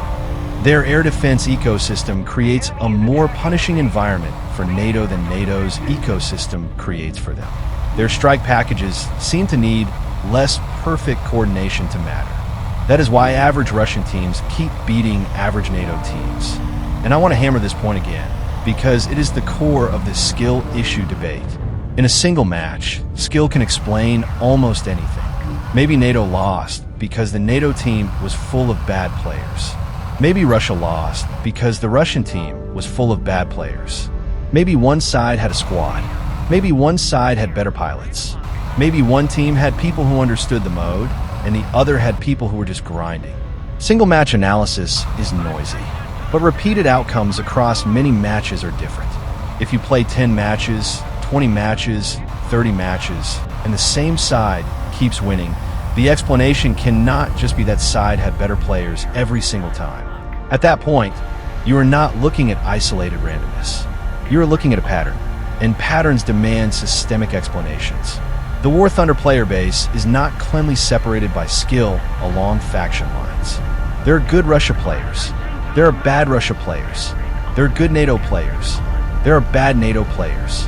There are smart players, brain-dead players, grinders, sweats, casuals, wallet warriors, squad players, solo players, and everything in between on both sides. Over enough games, that averages out.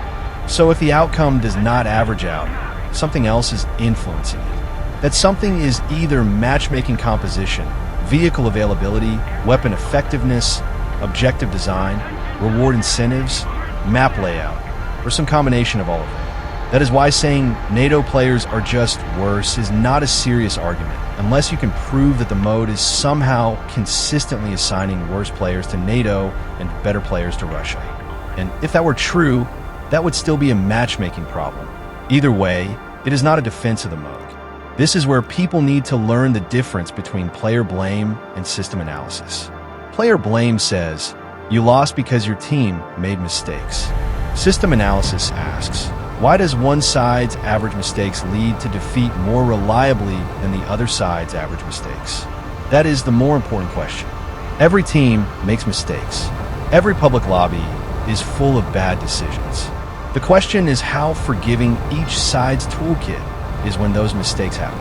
A forgiving toolkit allows average players to still create value.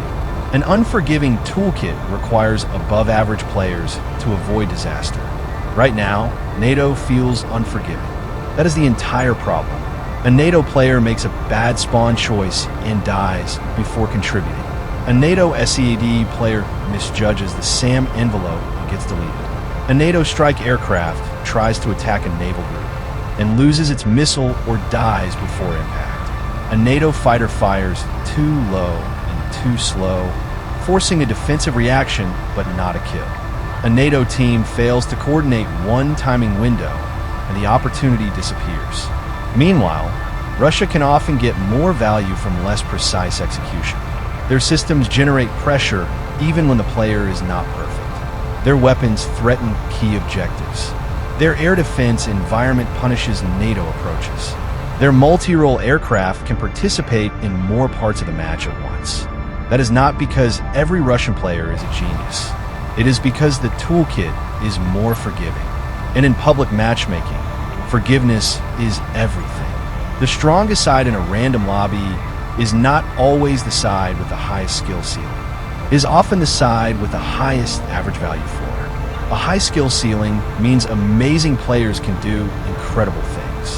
A high value floor means average players can still contribute. Russia's value floor in Nuclear Thunder feels higher. NATO's skill ceiling may still be high, My gameplay shows that. A disciplined NATO BVR player can absolutely farm. A coordinated NATO team can absolutely create serious pressure. A good NATO squad can absolutely win. But if NATO's value floor is lower, NATO loses more public matches. That is the balance problem. Now let's dig into SCAD more carefully, because SCAD is probably the single most important part of this whole debate. People who do not understand SCAD think it is just shoot missile at radar. That is the arcade version. In reality, SCAD is a whole process. It is finding the air defense system, identifying it, forcing it to reveal itself, suppressing it, destroying it if possible, exploiting the gap, and doing all of that while enemy fighters, other SAMs, point defense systems, and terrain are trying to ruin your day. War Thunder simplifies that, but the basic principle still applies. In Nuclear Thunder, SCAD is not optional because AI air defenses are not background decoration. They define where aircraft can go. They define what altitudes are safe. They define which objectives are accessible. They define how much time-strike aircraft have to line up attacks.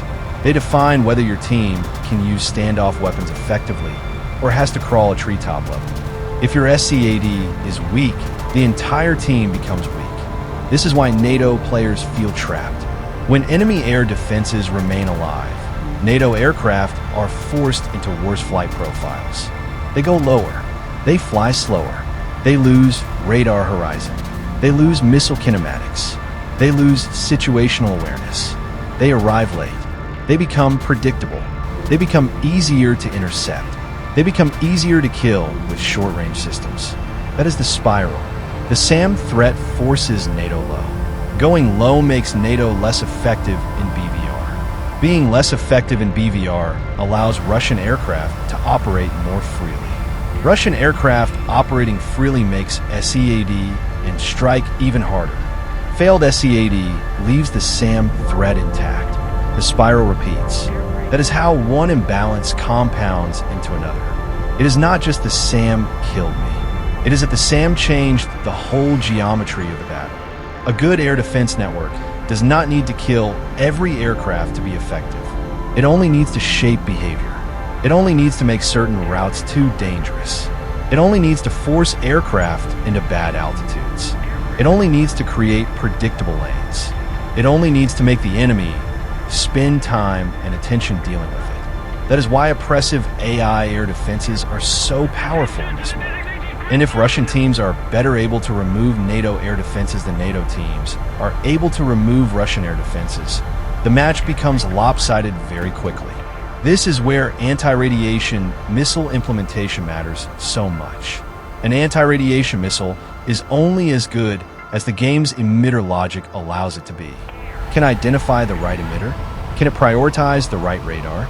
Can it keep tracking if the radar shuts down? Can it be pre-briefed or limited to a target type? Can it distinguish between a search radar and a fire control radar? Can it deal with clutter?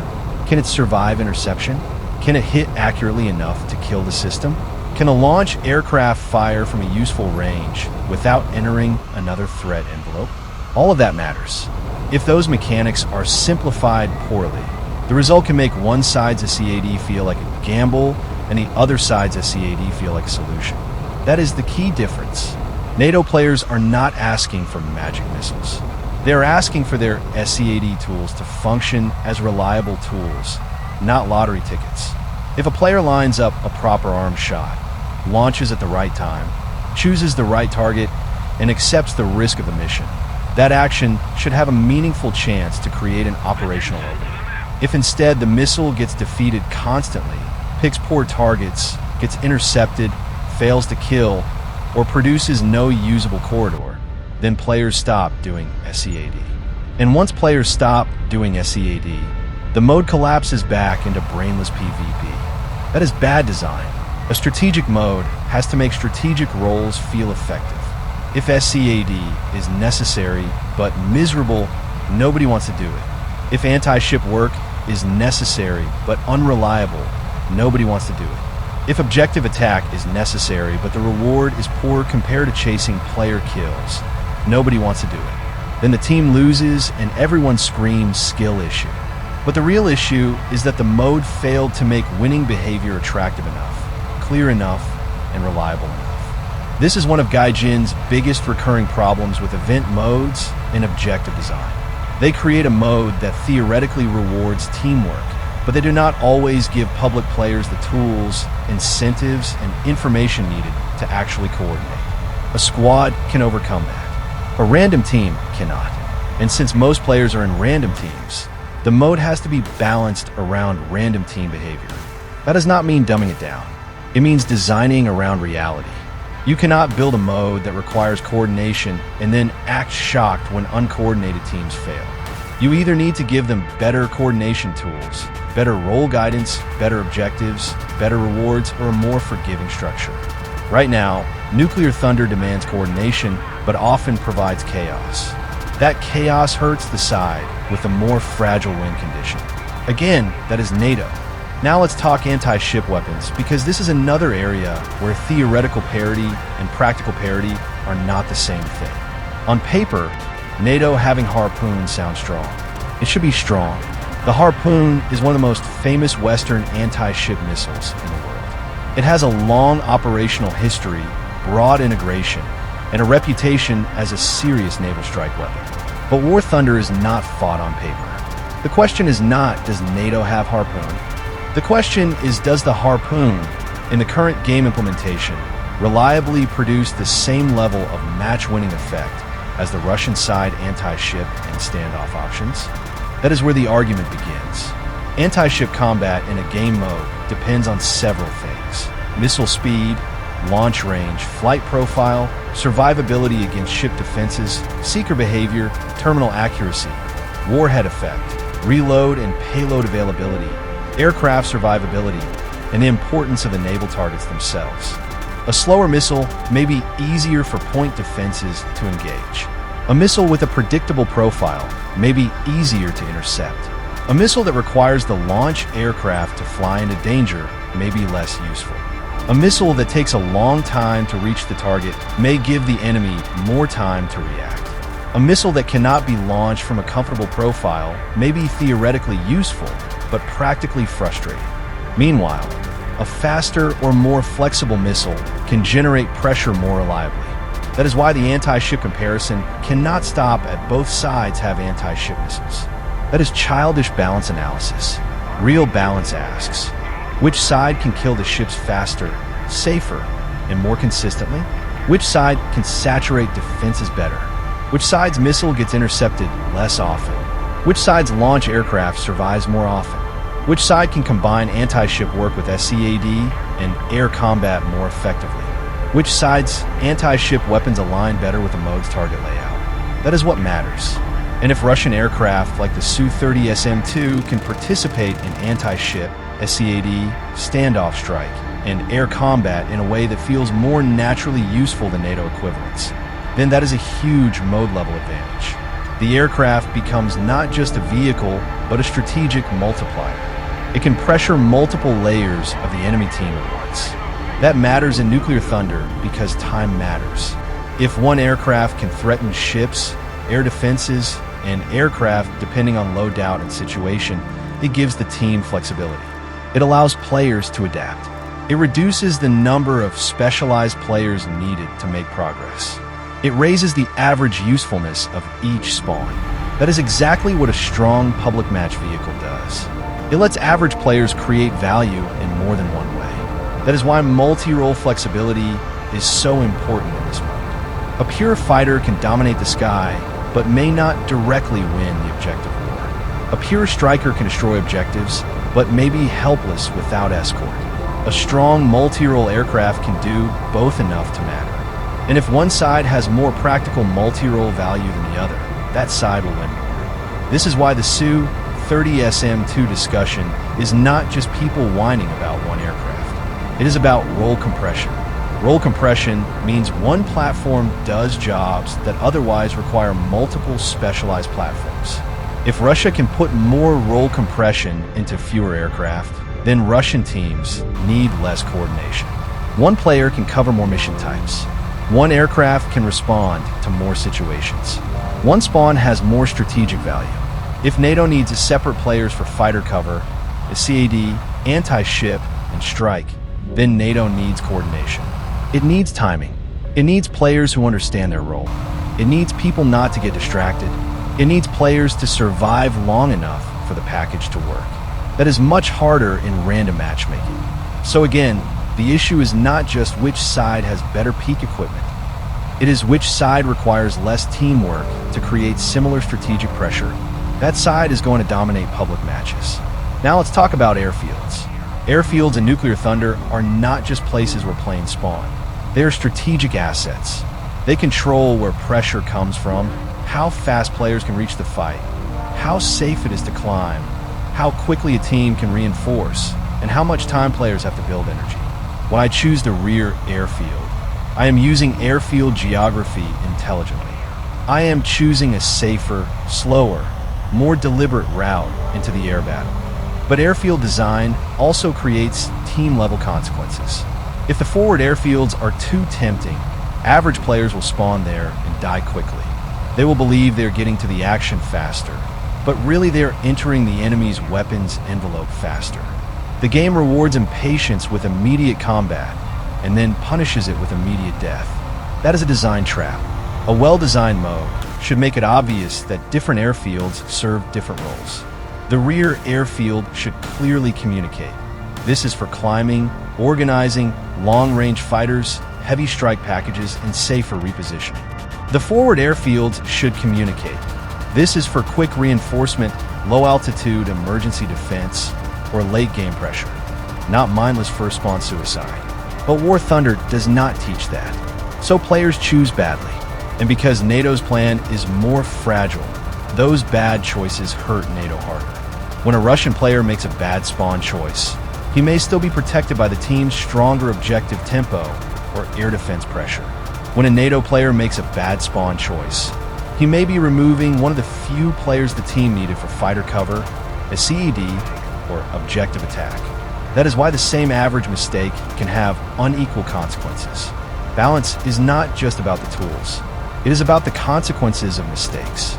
If one side's mistakes are survivable and the other side's mistakes are fatal, the mode will feel unfair even if the vehicles look comparable in the hangar. Now let's talk about radar missile gameplay, because people watching this footage need to understand why BVR air superiority is necessary but not sufficient. A lot of War Thunder players still treat BVR like gambling.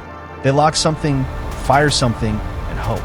Then if the missile misses, they decide BVR is useless. Or if they get one kill, they think they're a genius. Neither is right. BVR is a pressure system.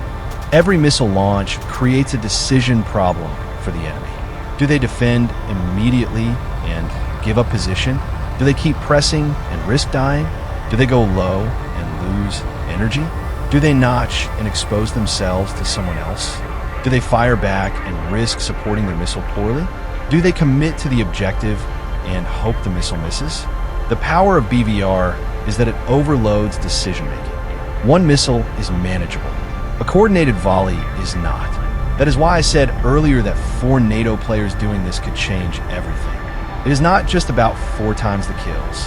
It is about creating a defensive crisis for the entire enemy team. Imagine 4 NATO BVR aircraft, all high, all fast, all staggered slightly, all launching from different angles, all refusing to feed. The Russian team now has to defend against repeated long-range threats.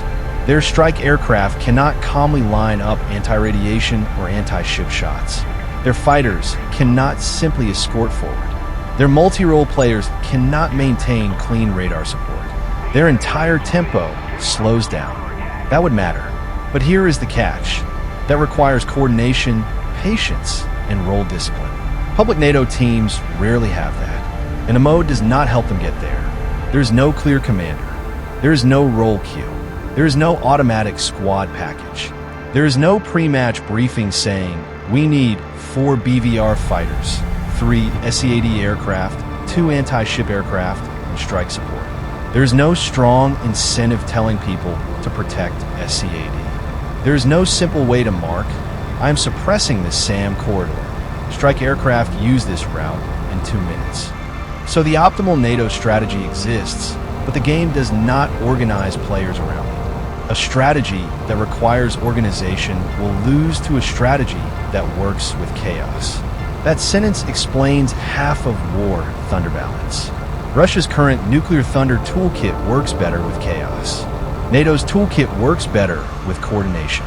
Public matchmaking is chaos. Therefore, Russia wins more. That is the whole mode in miniature. Now, is that realistic? Maybe in a weird way.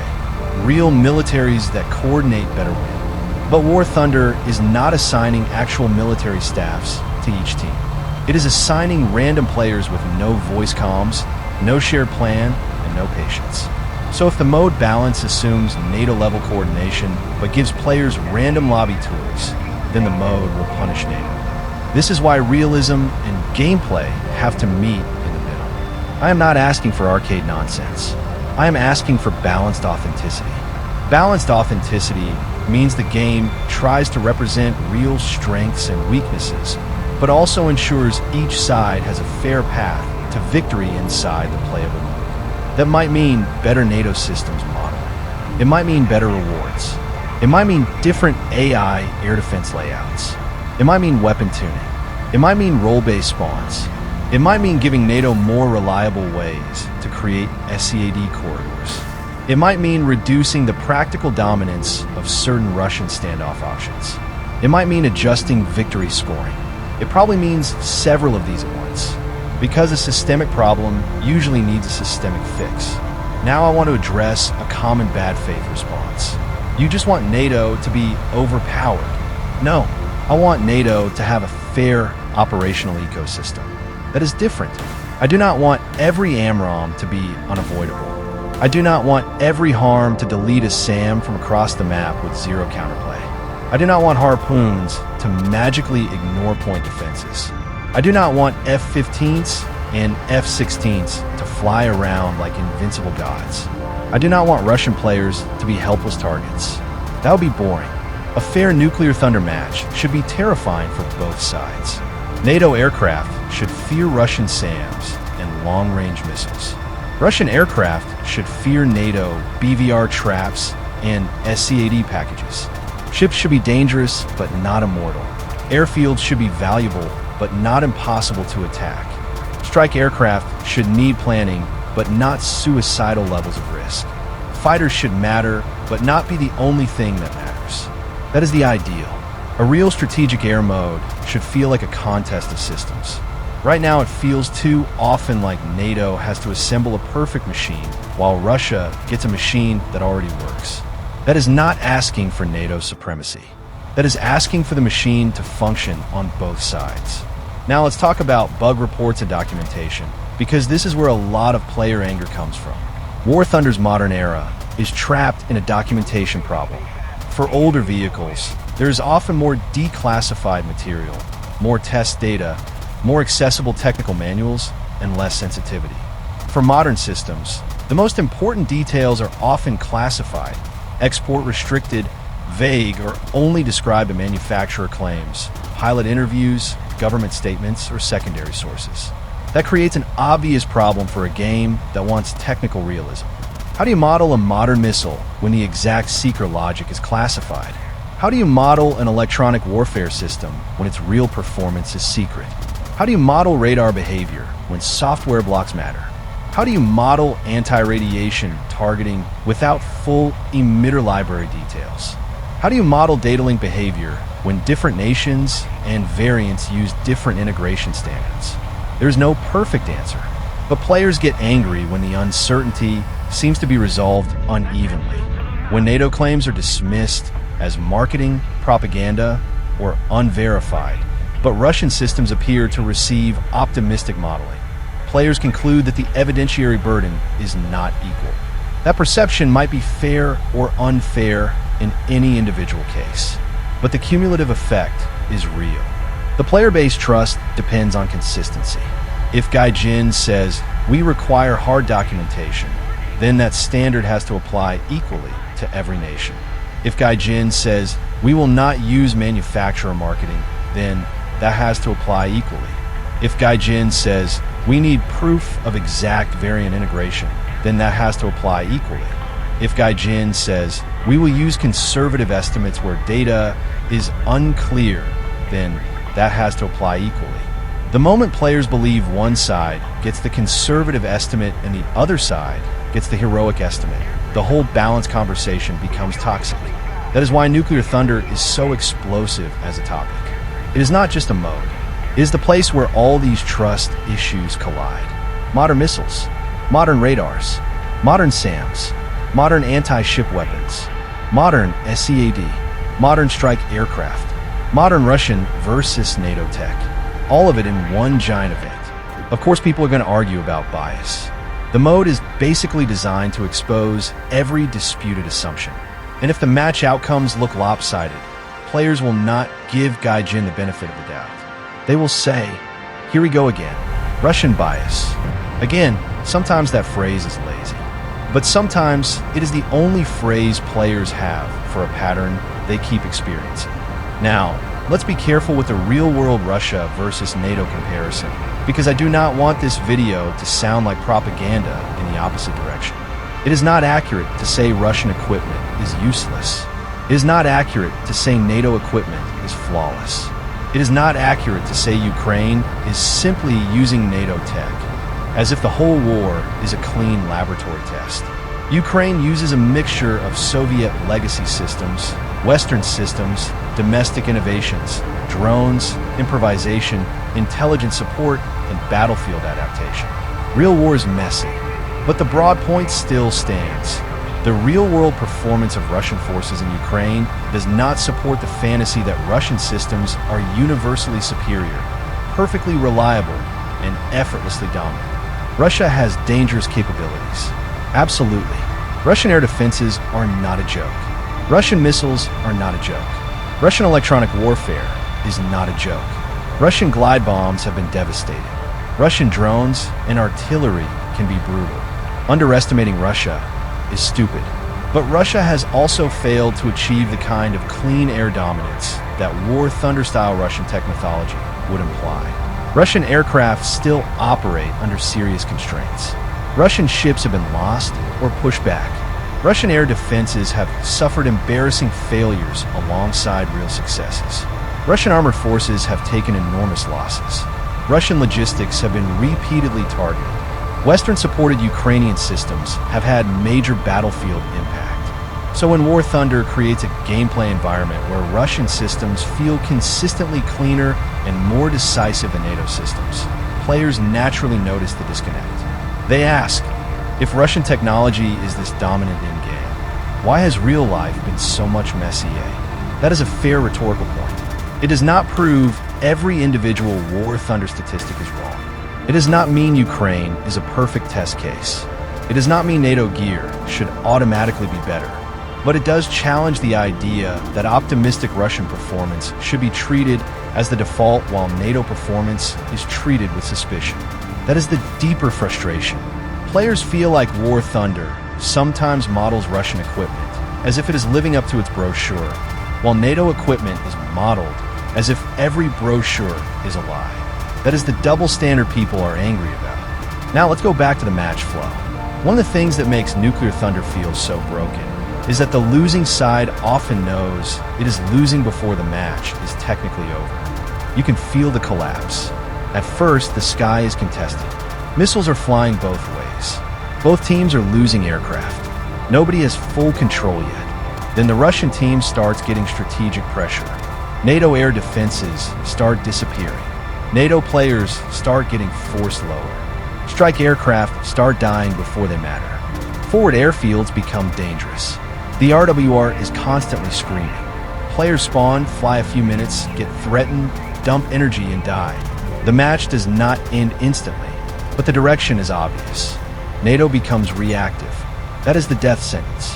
In a strategic mode, the reactive team usually loses. When you are reactive, you are not choosing to fight. You are responding to someone else's pressure. You are defending airfields instead of attacking theirs. You are dodging SAMs instead of suppressing them. You are chasing enemy aircraft after they launch instead of killing them before they launch. You're trying to save objectives instead of destroying enemy objectives. The team with initiative gets to decide where the next crisis happens. The team without initiative gets to run around, putting out fires. Russian teams often get initiative faster.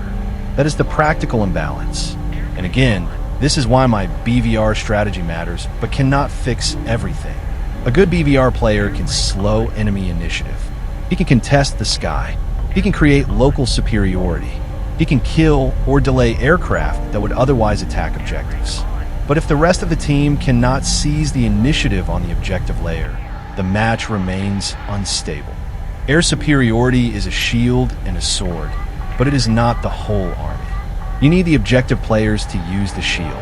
If NATO's objective tools underperform, or if NATO players are not incentivized to use them, then the air superiority work has nowhere to go. That is why the scoreboard is such a trap. A lot of players think the scoreboard tells the whole story. It does not. The scoreboard can show that you got kills. It can show that you survived. It can show that you did damage. But it does not fully show tempo. It does not show how many enemy attacks you delayed. It does not show whether your team controlled useful parts of the map. It does not show whether SEAD corridors opened at the right time. It does not show whether the enemy team's objective pressure was more efficient. A team can have impressive individual performances and still be losing the strategic exchange. That is what is happening to NATO. You could get hero games from individual NATO players, but the overall exchange still favors Russia. Now, let's build out a cleaner framework for the video, for layers of imbalance. Layer 1 is player behavior. NATO players often play badly in this mode. They spawn too close, fly too low, rush too early, chase bad fights, ignore objectives, fail to protect strike aircraft, and do not coordinate. This is real. I'm not going to pretend otherwise. Layer 2 is mode incentives. The mode does not clearly push average players toward useful behavior. It does not teach roles well enough. It does not reward SEAD and objective support strongly enough. It allows people to think the central furball is the whole game. It makes strategic actions feel less immediately satisfying than air kills. Layer 3 is toolkit asymmetry.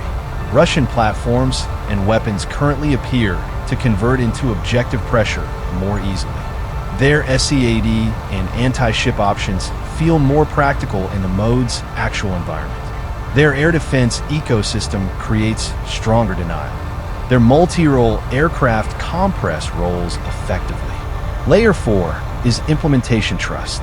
NATO players already believe many NATO systems are undermodeled, missing features, or held to stricter proof standards, while Russian systems often feel generously implemented. Nuclear Thunder amplifies that belief because it puts all these systems in direct competition. Those 4 layers combine.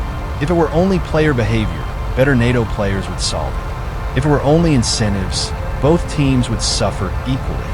If it were only toolkit asymmetry, coordinated NATO teams might still compensate consistently. If it were only trust issues, the mode might still play fairly despite people complaining. But when all 4 layers point the same direction, you get the current situation. NATO average players make mistakes. The mode does not guide them well. Their tools are less forgiving. They already distrust the implementation. Then they lose repeatedly. That is how a game mode becomes hated. Now let's address another counterargument. If NATO is so bad, why are you getting 15 kills? Because air kills are not the whole mode. This should be obvious by now, but it needs repeating because some people genuinely do not get it. A player can dominate one layer of a multi-layer mode while his team loses another layer. Imagine a ground battle where one player is an amazing anti-air player. He shoots down 10 planes. Great, but his team loses every capture point and gets spawn camped. Did his anti-air performance prove his team was balanced? No, it proved he did his job. Same here. My BVR kills prove that NATO can contest the fighter layer. They do not prove NATO is balanced across the strategic layer. Actually, they prove the opposite. If one player can perform that well and the team still struggles, then the decisive problem must be somewhere beyond that player's role. That is the point. It would be different if I were saying NATO cannot get air kills. But I'm not saying that. NATO can get air kills. NATO can produce strong fighter performances. NATO can punish bad Russian pilots. The problem is that air kills do not automatically destroy SAMs, sink ships, kill convoys, or take down airfields. They create opportunities to do those things. If the tools or incentives to exploit those opportunities are weaker, the opportunities are wasted. That is the whole NATO experience in nuclear thunder, tactical windows with poor conversion. Now, let's talk about what a Russian team gets from killing NATO air defenses. Once NATO's AI air defense network starts dying, the Russian team gets breathing room. They can climb more freely. They can launch from better conditions. They can fly more direct routes. They can keep energy. They can support missiles longer. They can attack objectives with less risk. They can pressure airfields and ships without constantly being forced defensive. That is a massive advantage. It is not just that one SAM died. It is that the geometry changed. Air defense systems are like walls. Kill enough walls and the map opens. If Russia opens the map faster than NATO, Russia gets more choices. Choices win matches. NATO players, by contrast, often feel like their choices are narrowing as the match goes on. At the start, maybe you can climb, maybe you can strike, maybe you can SCAD, maybe you can anti-ship. But as Russian pressure grows, your options shrink. You go lower. You take longer routes. You avoid certain zones. You abandon objective runs. You spawn farther back. You spend more time defending. That is strategic strangulation. And a strangled team can still have players getting kills. That does not mean it is not being strangled. This is why the phrase air superiority needs to be understood properly. Air superiority does not mean I got kills. Air superiority means the enemy cannot use the airspace effectively for their own objectives. If I am getting kills, but Russian aircraft are still launching weapons, still killing air defenses, still destroying objectives, still pressuring airfields, and still advancing the point state, then NATO does not have full air superiority. NATO has local fighter success. Those are different things. My role helps create air superiority, but full air superiority requires enough coverage, enough persistence, and enough objective follow-through to change the whole map. That is why 4 BVR players doing this would matter more than one. One player creates a threat lane. 4 players create an air control network.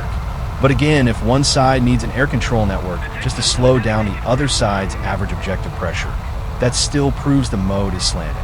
Now, let's talk about possible fixes in more detail. The first fix is data transparency. Gaijin does not need to reveal every internal number, but the community desperately needs some indication that side balance is being measured. If Nuclear Thunder is supposed to be a serious test mode, then side win rate matters. Objective completion rate matters. Weapon success rate matters. Average lifetime matters. Spawn choice matters. SED success matters. Anti-ship success matters. If Russia is winning 52% of matches, that is one conversation. If Russia is winning 60%, that is another. If Russia is winning 70, 80, or 90% in certain brackets or time windows, that is a crisis. Without data, players fill the gap with anecdotes. And when the anecdotes are all Russia wins constantly, the community narrative writes itself. Gaijin should not let that happen. Second, rewards need to be rebuilt around useful actions. A player who suppresses a SAM should be rewarded heavily, even if someone else gets the final objective damage. A player who forces a radar off should get some kind of contribution credit. A player who escorts strike aircraft through a dangerous corridor should get meaningful rewards when those aircraft hit targets. A player who damages ships or forces defensive missile interception should not feel like he wasted his time compared with chasing fighters. The mode needs to pay people for doing the jobs the mode requires. Right now, player psychology is too focused on kills because kills are immediate, clear, and satisfying. SCAD is less satisfying if the game does not clearly tell you. You opened this route. Your team used it. You contributed. War Thunder needs better feedback loops. When a SAM dies, show the team what corridor opened. When a radar shuts down because of arm pressure, show the player that his suppression worked. When a strike aircraft hits an objective because you cleared fighters away, give escort credit.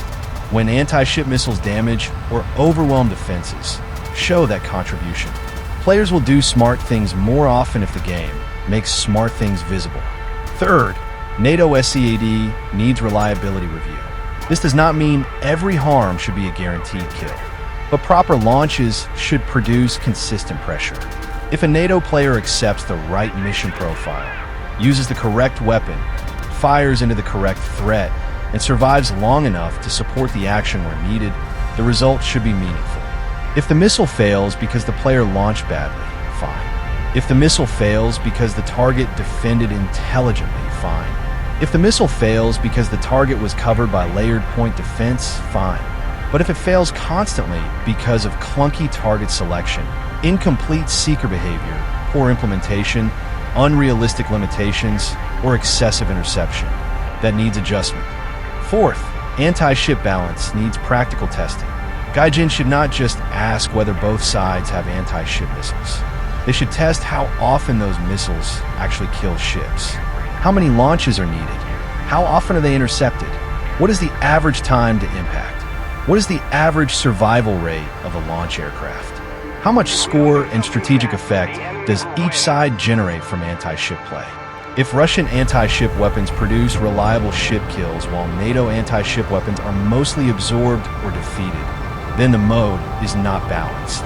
Fifth, AI air defenses need side-by-side effectiveness review. Not just are the systems historically plausible, but what do they do to match flow? A historically plausible system can still be unhealthy in a game mode if it creates oppressive denial with insufficient counterplay. This is especially true for AI systems because AI does not get bored, confused, scared, distracted, or lazy. It does not tunnel vision. It does not misread the map. It does not panic. It executes its code. That can make AI defenses feel more oppressive than player defenses because they are always on task. If AI SAMs are going to define the map, their interaction with SEAD has to be extremely carefully balanced. Sixth, role guidance should be added. When players spawn, the game should encourage roles.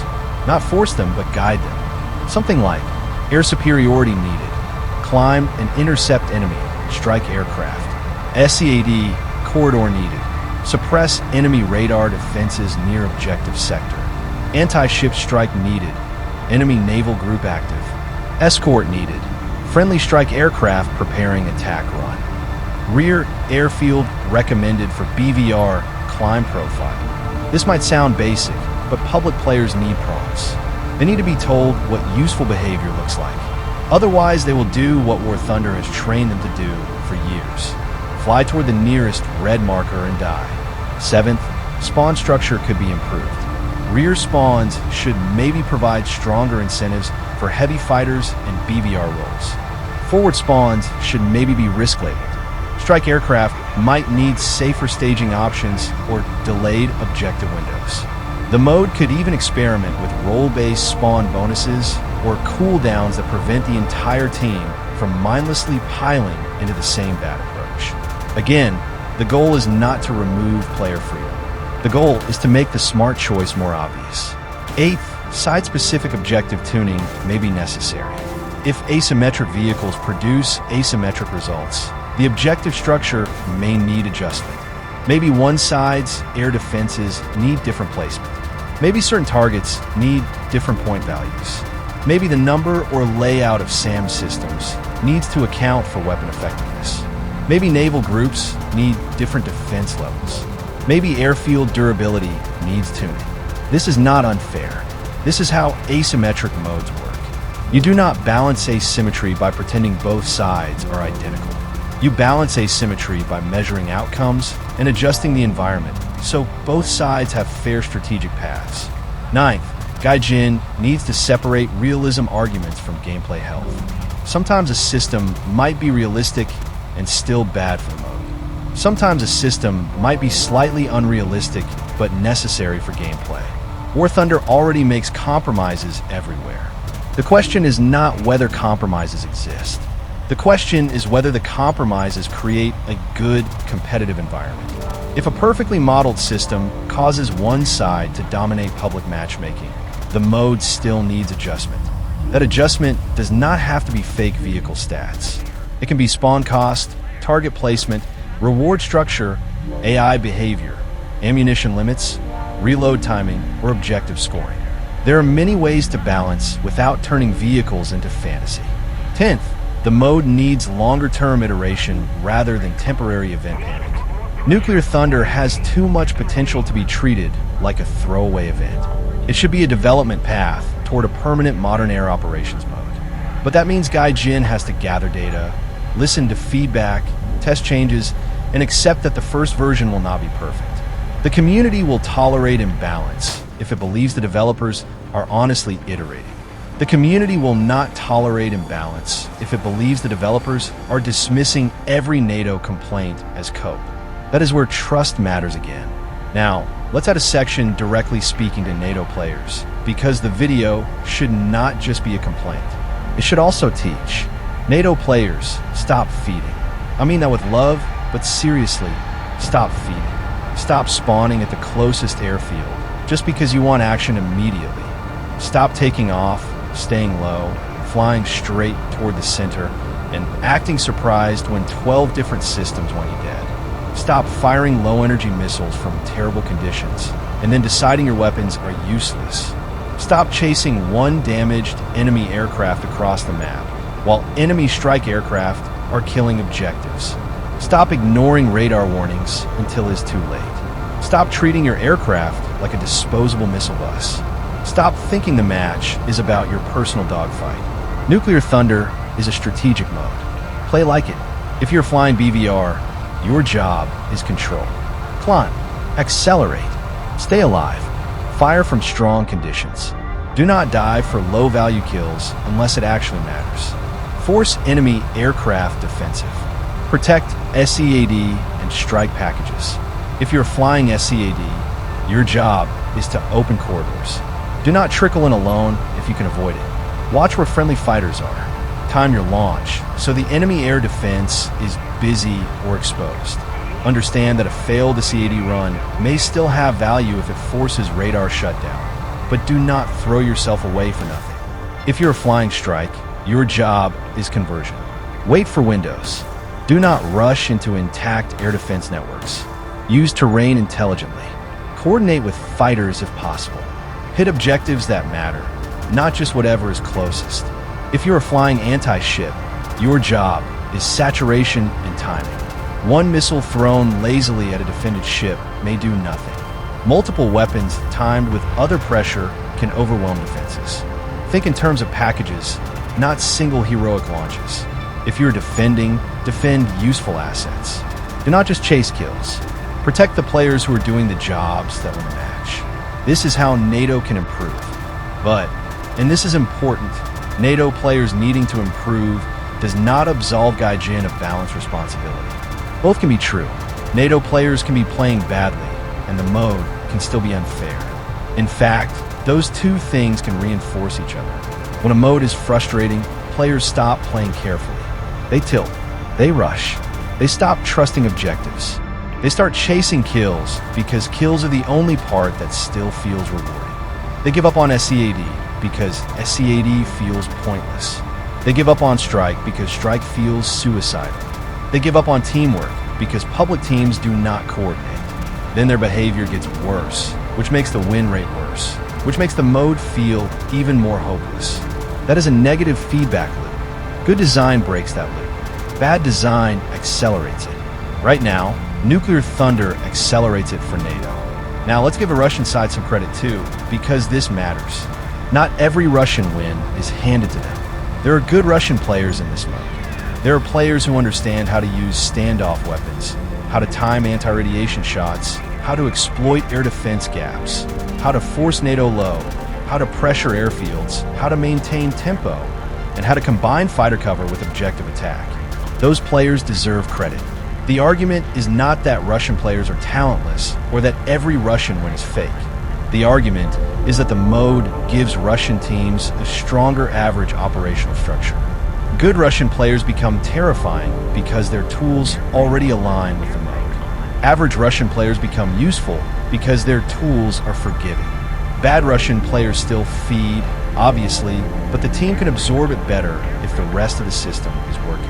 That is the difference. And honestly, Russian players should want this fixed too. Dominating a broken mode is fun for a little while, but it gets boring. If NATO players stop queuing, the mode dies. If every match becomes predictable, the mode loses tension. If wins feel automatic, they stop being satisfying. If the only challenge comes from random lobbies where NATO gets a stacked team, that is not good gameplay. A healthy mode needs both sides to believe they can win. Not by luck, not by praying for a God squad, by playing well. That is what Nuclear Thunder should become. Now let's expand the Russian bias point with more nuance. There are several kinds of bias that can exist in a game. The first is intentional bias. That would mean developers deliberately making one nation stronger because they prefer it. That is the most extreme accusation, and it is also the hardest to prove. I would be careful with that claim, because unless you have internal evidence, you cannot prove motive. The second is source bias. This happens when one nation's equipment has more accessible documentation, more favorable documentation, or more accepted documentation than another's. The game may not intend to favor one side, but the available sources push implementation that way. The third is skepticism bias. This happens when developers are more skeptical of one side's claimed capabilities than another's. Even if they believe they are being fair, inconsistent skepticism can create inconsistent outcomes. The fourth is simulation bias.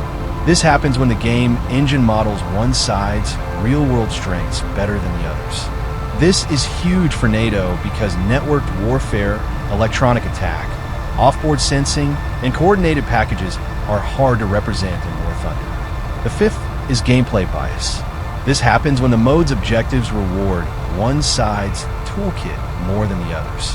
Nuclear Thunder is full of this risk because it rewards SCAD, anti-ship strike, standoff attack, air defense interaction, and multi-role pressure. The sixth is inertia bias. This happens when existing balance assumptions carry forward even after new systems are added. A mode may have been balanced before anti-radiation missiles or anti-ship missiles, but once those arrive, old layouts and scoring may become unfair. The seventh is community trust bias. This is when the player base already expects bias, so every ambiguous decision is interpreted through that lens. This does not create the imbalance by itself, but makes the backlash much stronger. When people say Russian bias, they might mean any combination of these. That is why the phrase is messy but powerful. It compresses a lot of frustration into 2 words. In this video, I would frame it this way. I cannot prove intentional bias, but I can point to outcome bias. I can point to implementation concerns. I can point to mode level imbalance. I can point to repeated player experience. I can point to the fact that NATO tools feel less reliable in the exact mission areas this mode rewards. And I can say that whatever the cause, the result is unacceptable. That is a much stronger argument than just yelling Russian bias for 2 hours. Do not let people bait you into defending an accusation of motive. Keep dragging the argument back to outcomes. Are NATO teams winning at a fair rate? Are NATO SCAD tools producing equivalent practical effect? Are NATO anti-ship tools producing equivalent practical effect? Are NATO players able to convert air superiority into objective wins at the same rate? Are Russian teams required to coordinate as much as NATO teams? Are average players on both sides equally capable of contributing? If the answer is no, then the mode is imbalanced. Motive is secondary. That is how you win the argument. Now, let's create a stronger statistical analogy for the audience. Imagine a casino game where 2 players roll dice. One player has to roll a 6 to score. The other player scores on a 4, 5, or 6. Technically, both players can score. The first player can even go on a lucky streak and win a few rounds. But over time, the second player wins more because the rules favor him. That is Nuclear Thunder for NATO. NATO can roll 6s. A good NATO player can have a monster game. A coordinated NATO squad can dominate. A random NATO lobby can get lucky and beat a weak Russian team. But if NATO needs higher rolls to produce the same effect, NATO loses over time. That is why, but I saw NATO win once is not a rebuttal. A biased system still produces exceptions. The question is the expected outcome. What happens on average? That is what balance is. Now, another analogy. Imagine two workers building bridges. One has modern tools, clear instructions, and a stable work site. The other has good tools too, but half of them are missing batteries. The instructions are unclear, and the work site keeps flooding. Can the second worker still build the bridge? Yes, if he is skilled enough and works harder.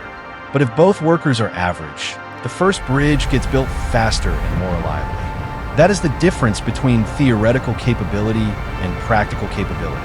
NATO may have the tools on the equipment list, but the practical worksite of nuclear thunder makes those tools harder to use. Now let's talk about emotional experience, because this matters for the video's voiceover. Players do not only judge balance intellectually, they judge it emotionally. A fair loss feels different from an unfair loss. A fair loss feels like we got outplayed, we made mistakes, next time we can do better. An unfair loss feels like nothing we did mattered.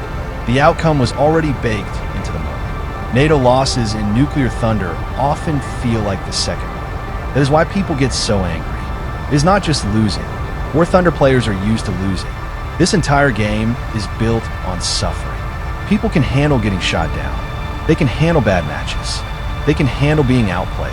What they hate is futility. They hate feeling like even good decisions do not change the strategic outcome. They hate watching their team collapse in the same pattern repeatedly. They hate using weapons that should matter and seeing them fail to convert. They hate being told skill issue when the match structure itself is punishing them. That emotional experience is part of balance. A game mode can be technically close in win rate and still feel bad if the path to victory is miserable. But if the path feels miserable and the win rate also looks lopsided, then the mode is in serious trouble. That is where Nuclear Thunder seems to be for NATO. Now, let's expand the ending into something more forceful. The reason I care this much is because Nuclear Thunder could be the best thing War Thunder has done for top-tier air in years. Regular top-tier air RB has been struggling for a long time. Modern aircraft need space. They need altitude. They need standoff. They need objectives that matter. They need a reason for fighters, attackers, and multi-role aircraft to coexist. They need a battlefield where BVR is not just a chaotic missile trade 5 minutes after takeoff. Nuclear Thunder points toward that future. It gives us a glimpse of what modern War Thunder could be. Not just a furball, but an air campaign. Fighters establishing control. SCAD aircraft opening corridors. Strike aircraft hitting strategic targets. Naval groups creating denial zones. Airfields matching. AI defenses shaping the battlefield. Players making operational choices instead of just chasing red names. That is exciting. That is why I do not want this mode abandoned. I want it fixed, because the foundation is good. The imbalance is what is ruining it. If Gaijin gets this right, Nuclear Thunder could become the template for a permanent modern air operations mode. It could give top-tier jets the environment they deserve. It could finally make all these advanced weapons feel meaningful instead of cramming them into match formats originally designed for much simpler aircraft. But if Gaijin ignores the imbalance, the mode will become another missed opportunity. NATO players will get tired of being punching bags. Russian players will get tired of predictable wins. The community will turn every discussion into another Russian bias argument. The mode will become associated with frustration instead of excitement. That would be a shame, because beneath all the problems, there is something genuinely great here. This is why I'm being so critical. Not because I hate the mode, because I can see how good it could be, and because the current version is not living up to that potential. So when you watch this gameplay, do not just watch the kills. Watch the match state. Watch the timing. Watch what my kills accomplish and what they do not accomplish. Watch how much effort it takes to create NATO air pressure.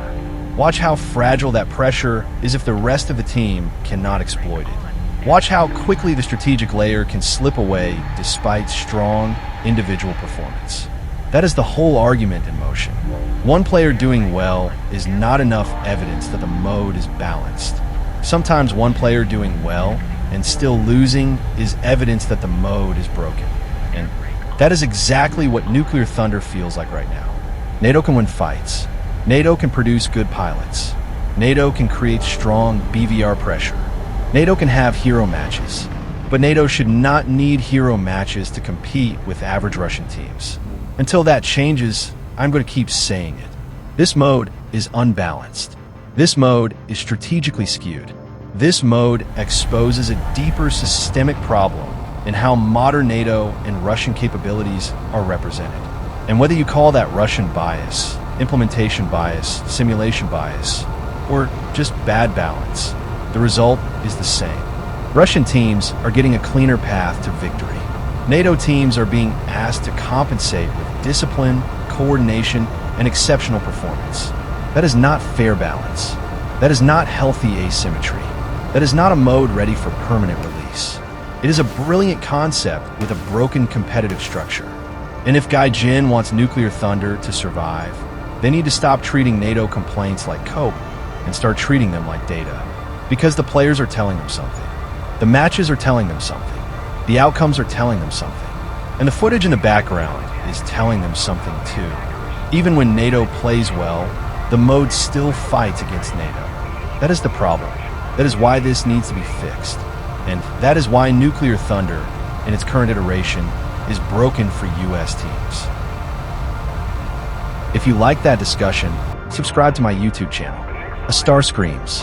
I will be posting a lot more in-depth videos on War Thunder like this in the future, if these videos get lots of likes, so don't forget to hit the like button as well. Starscream out.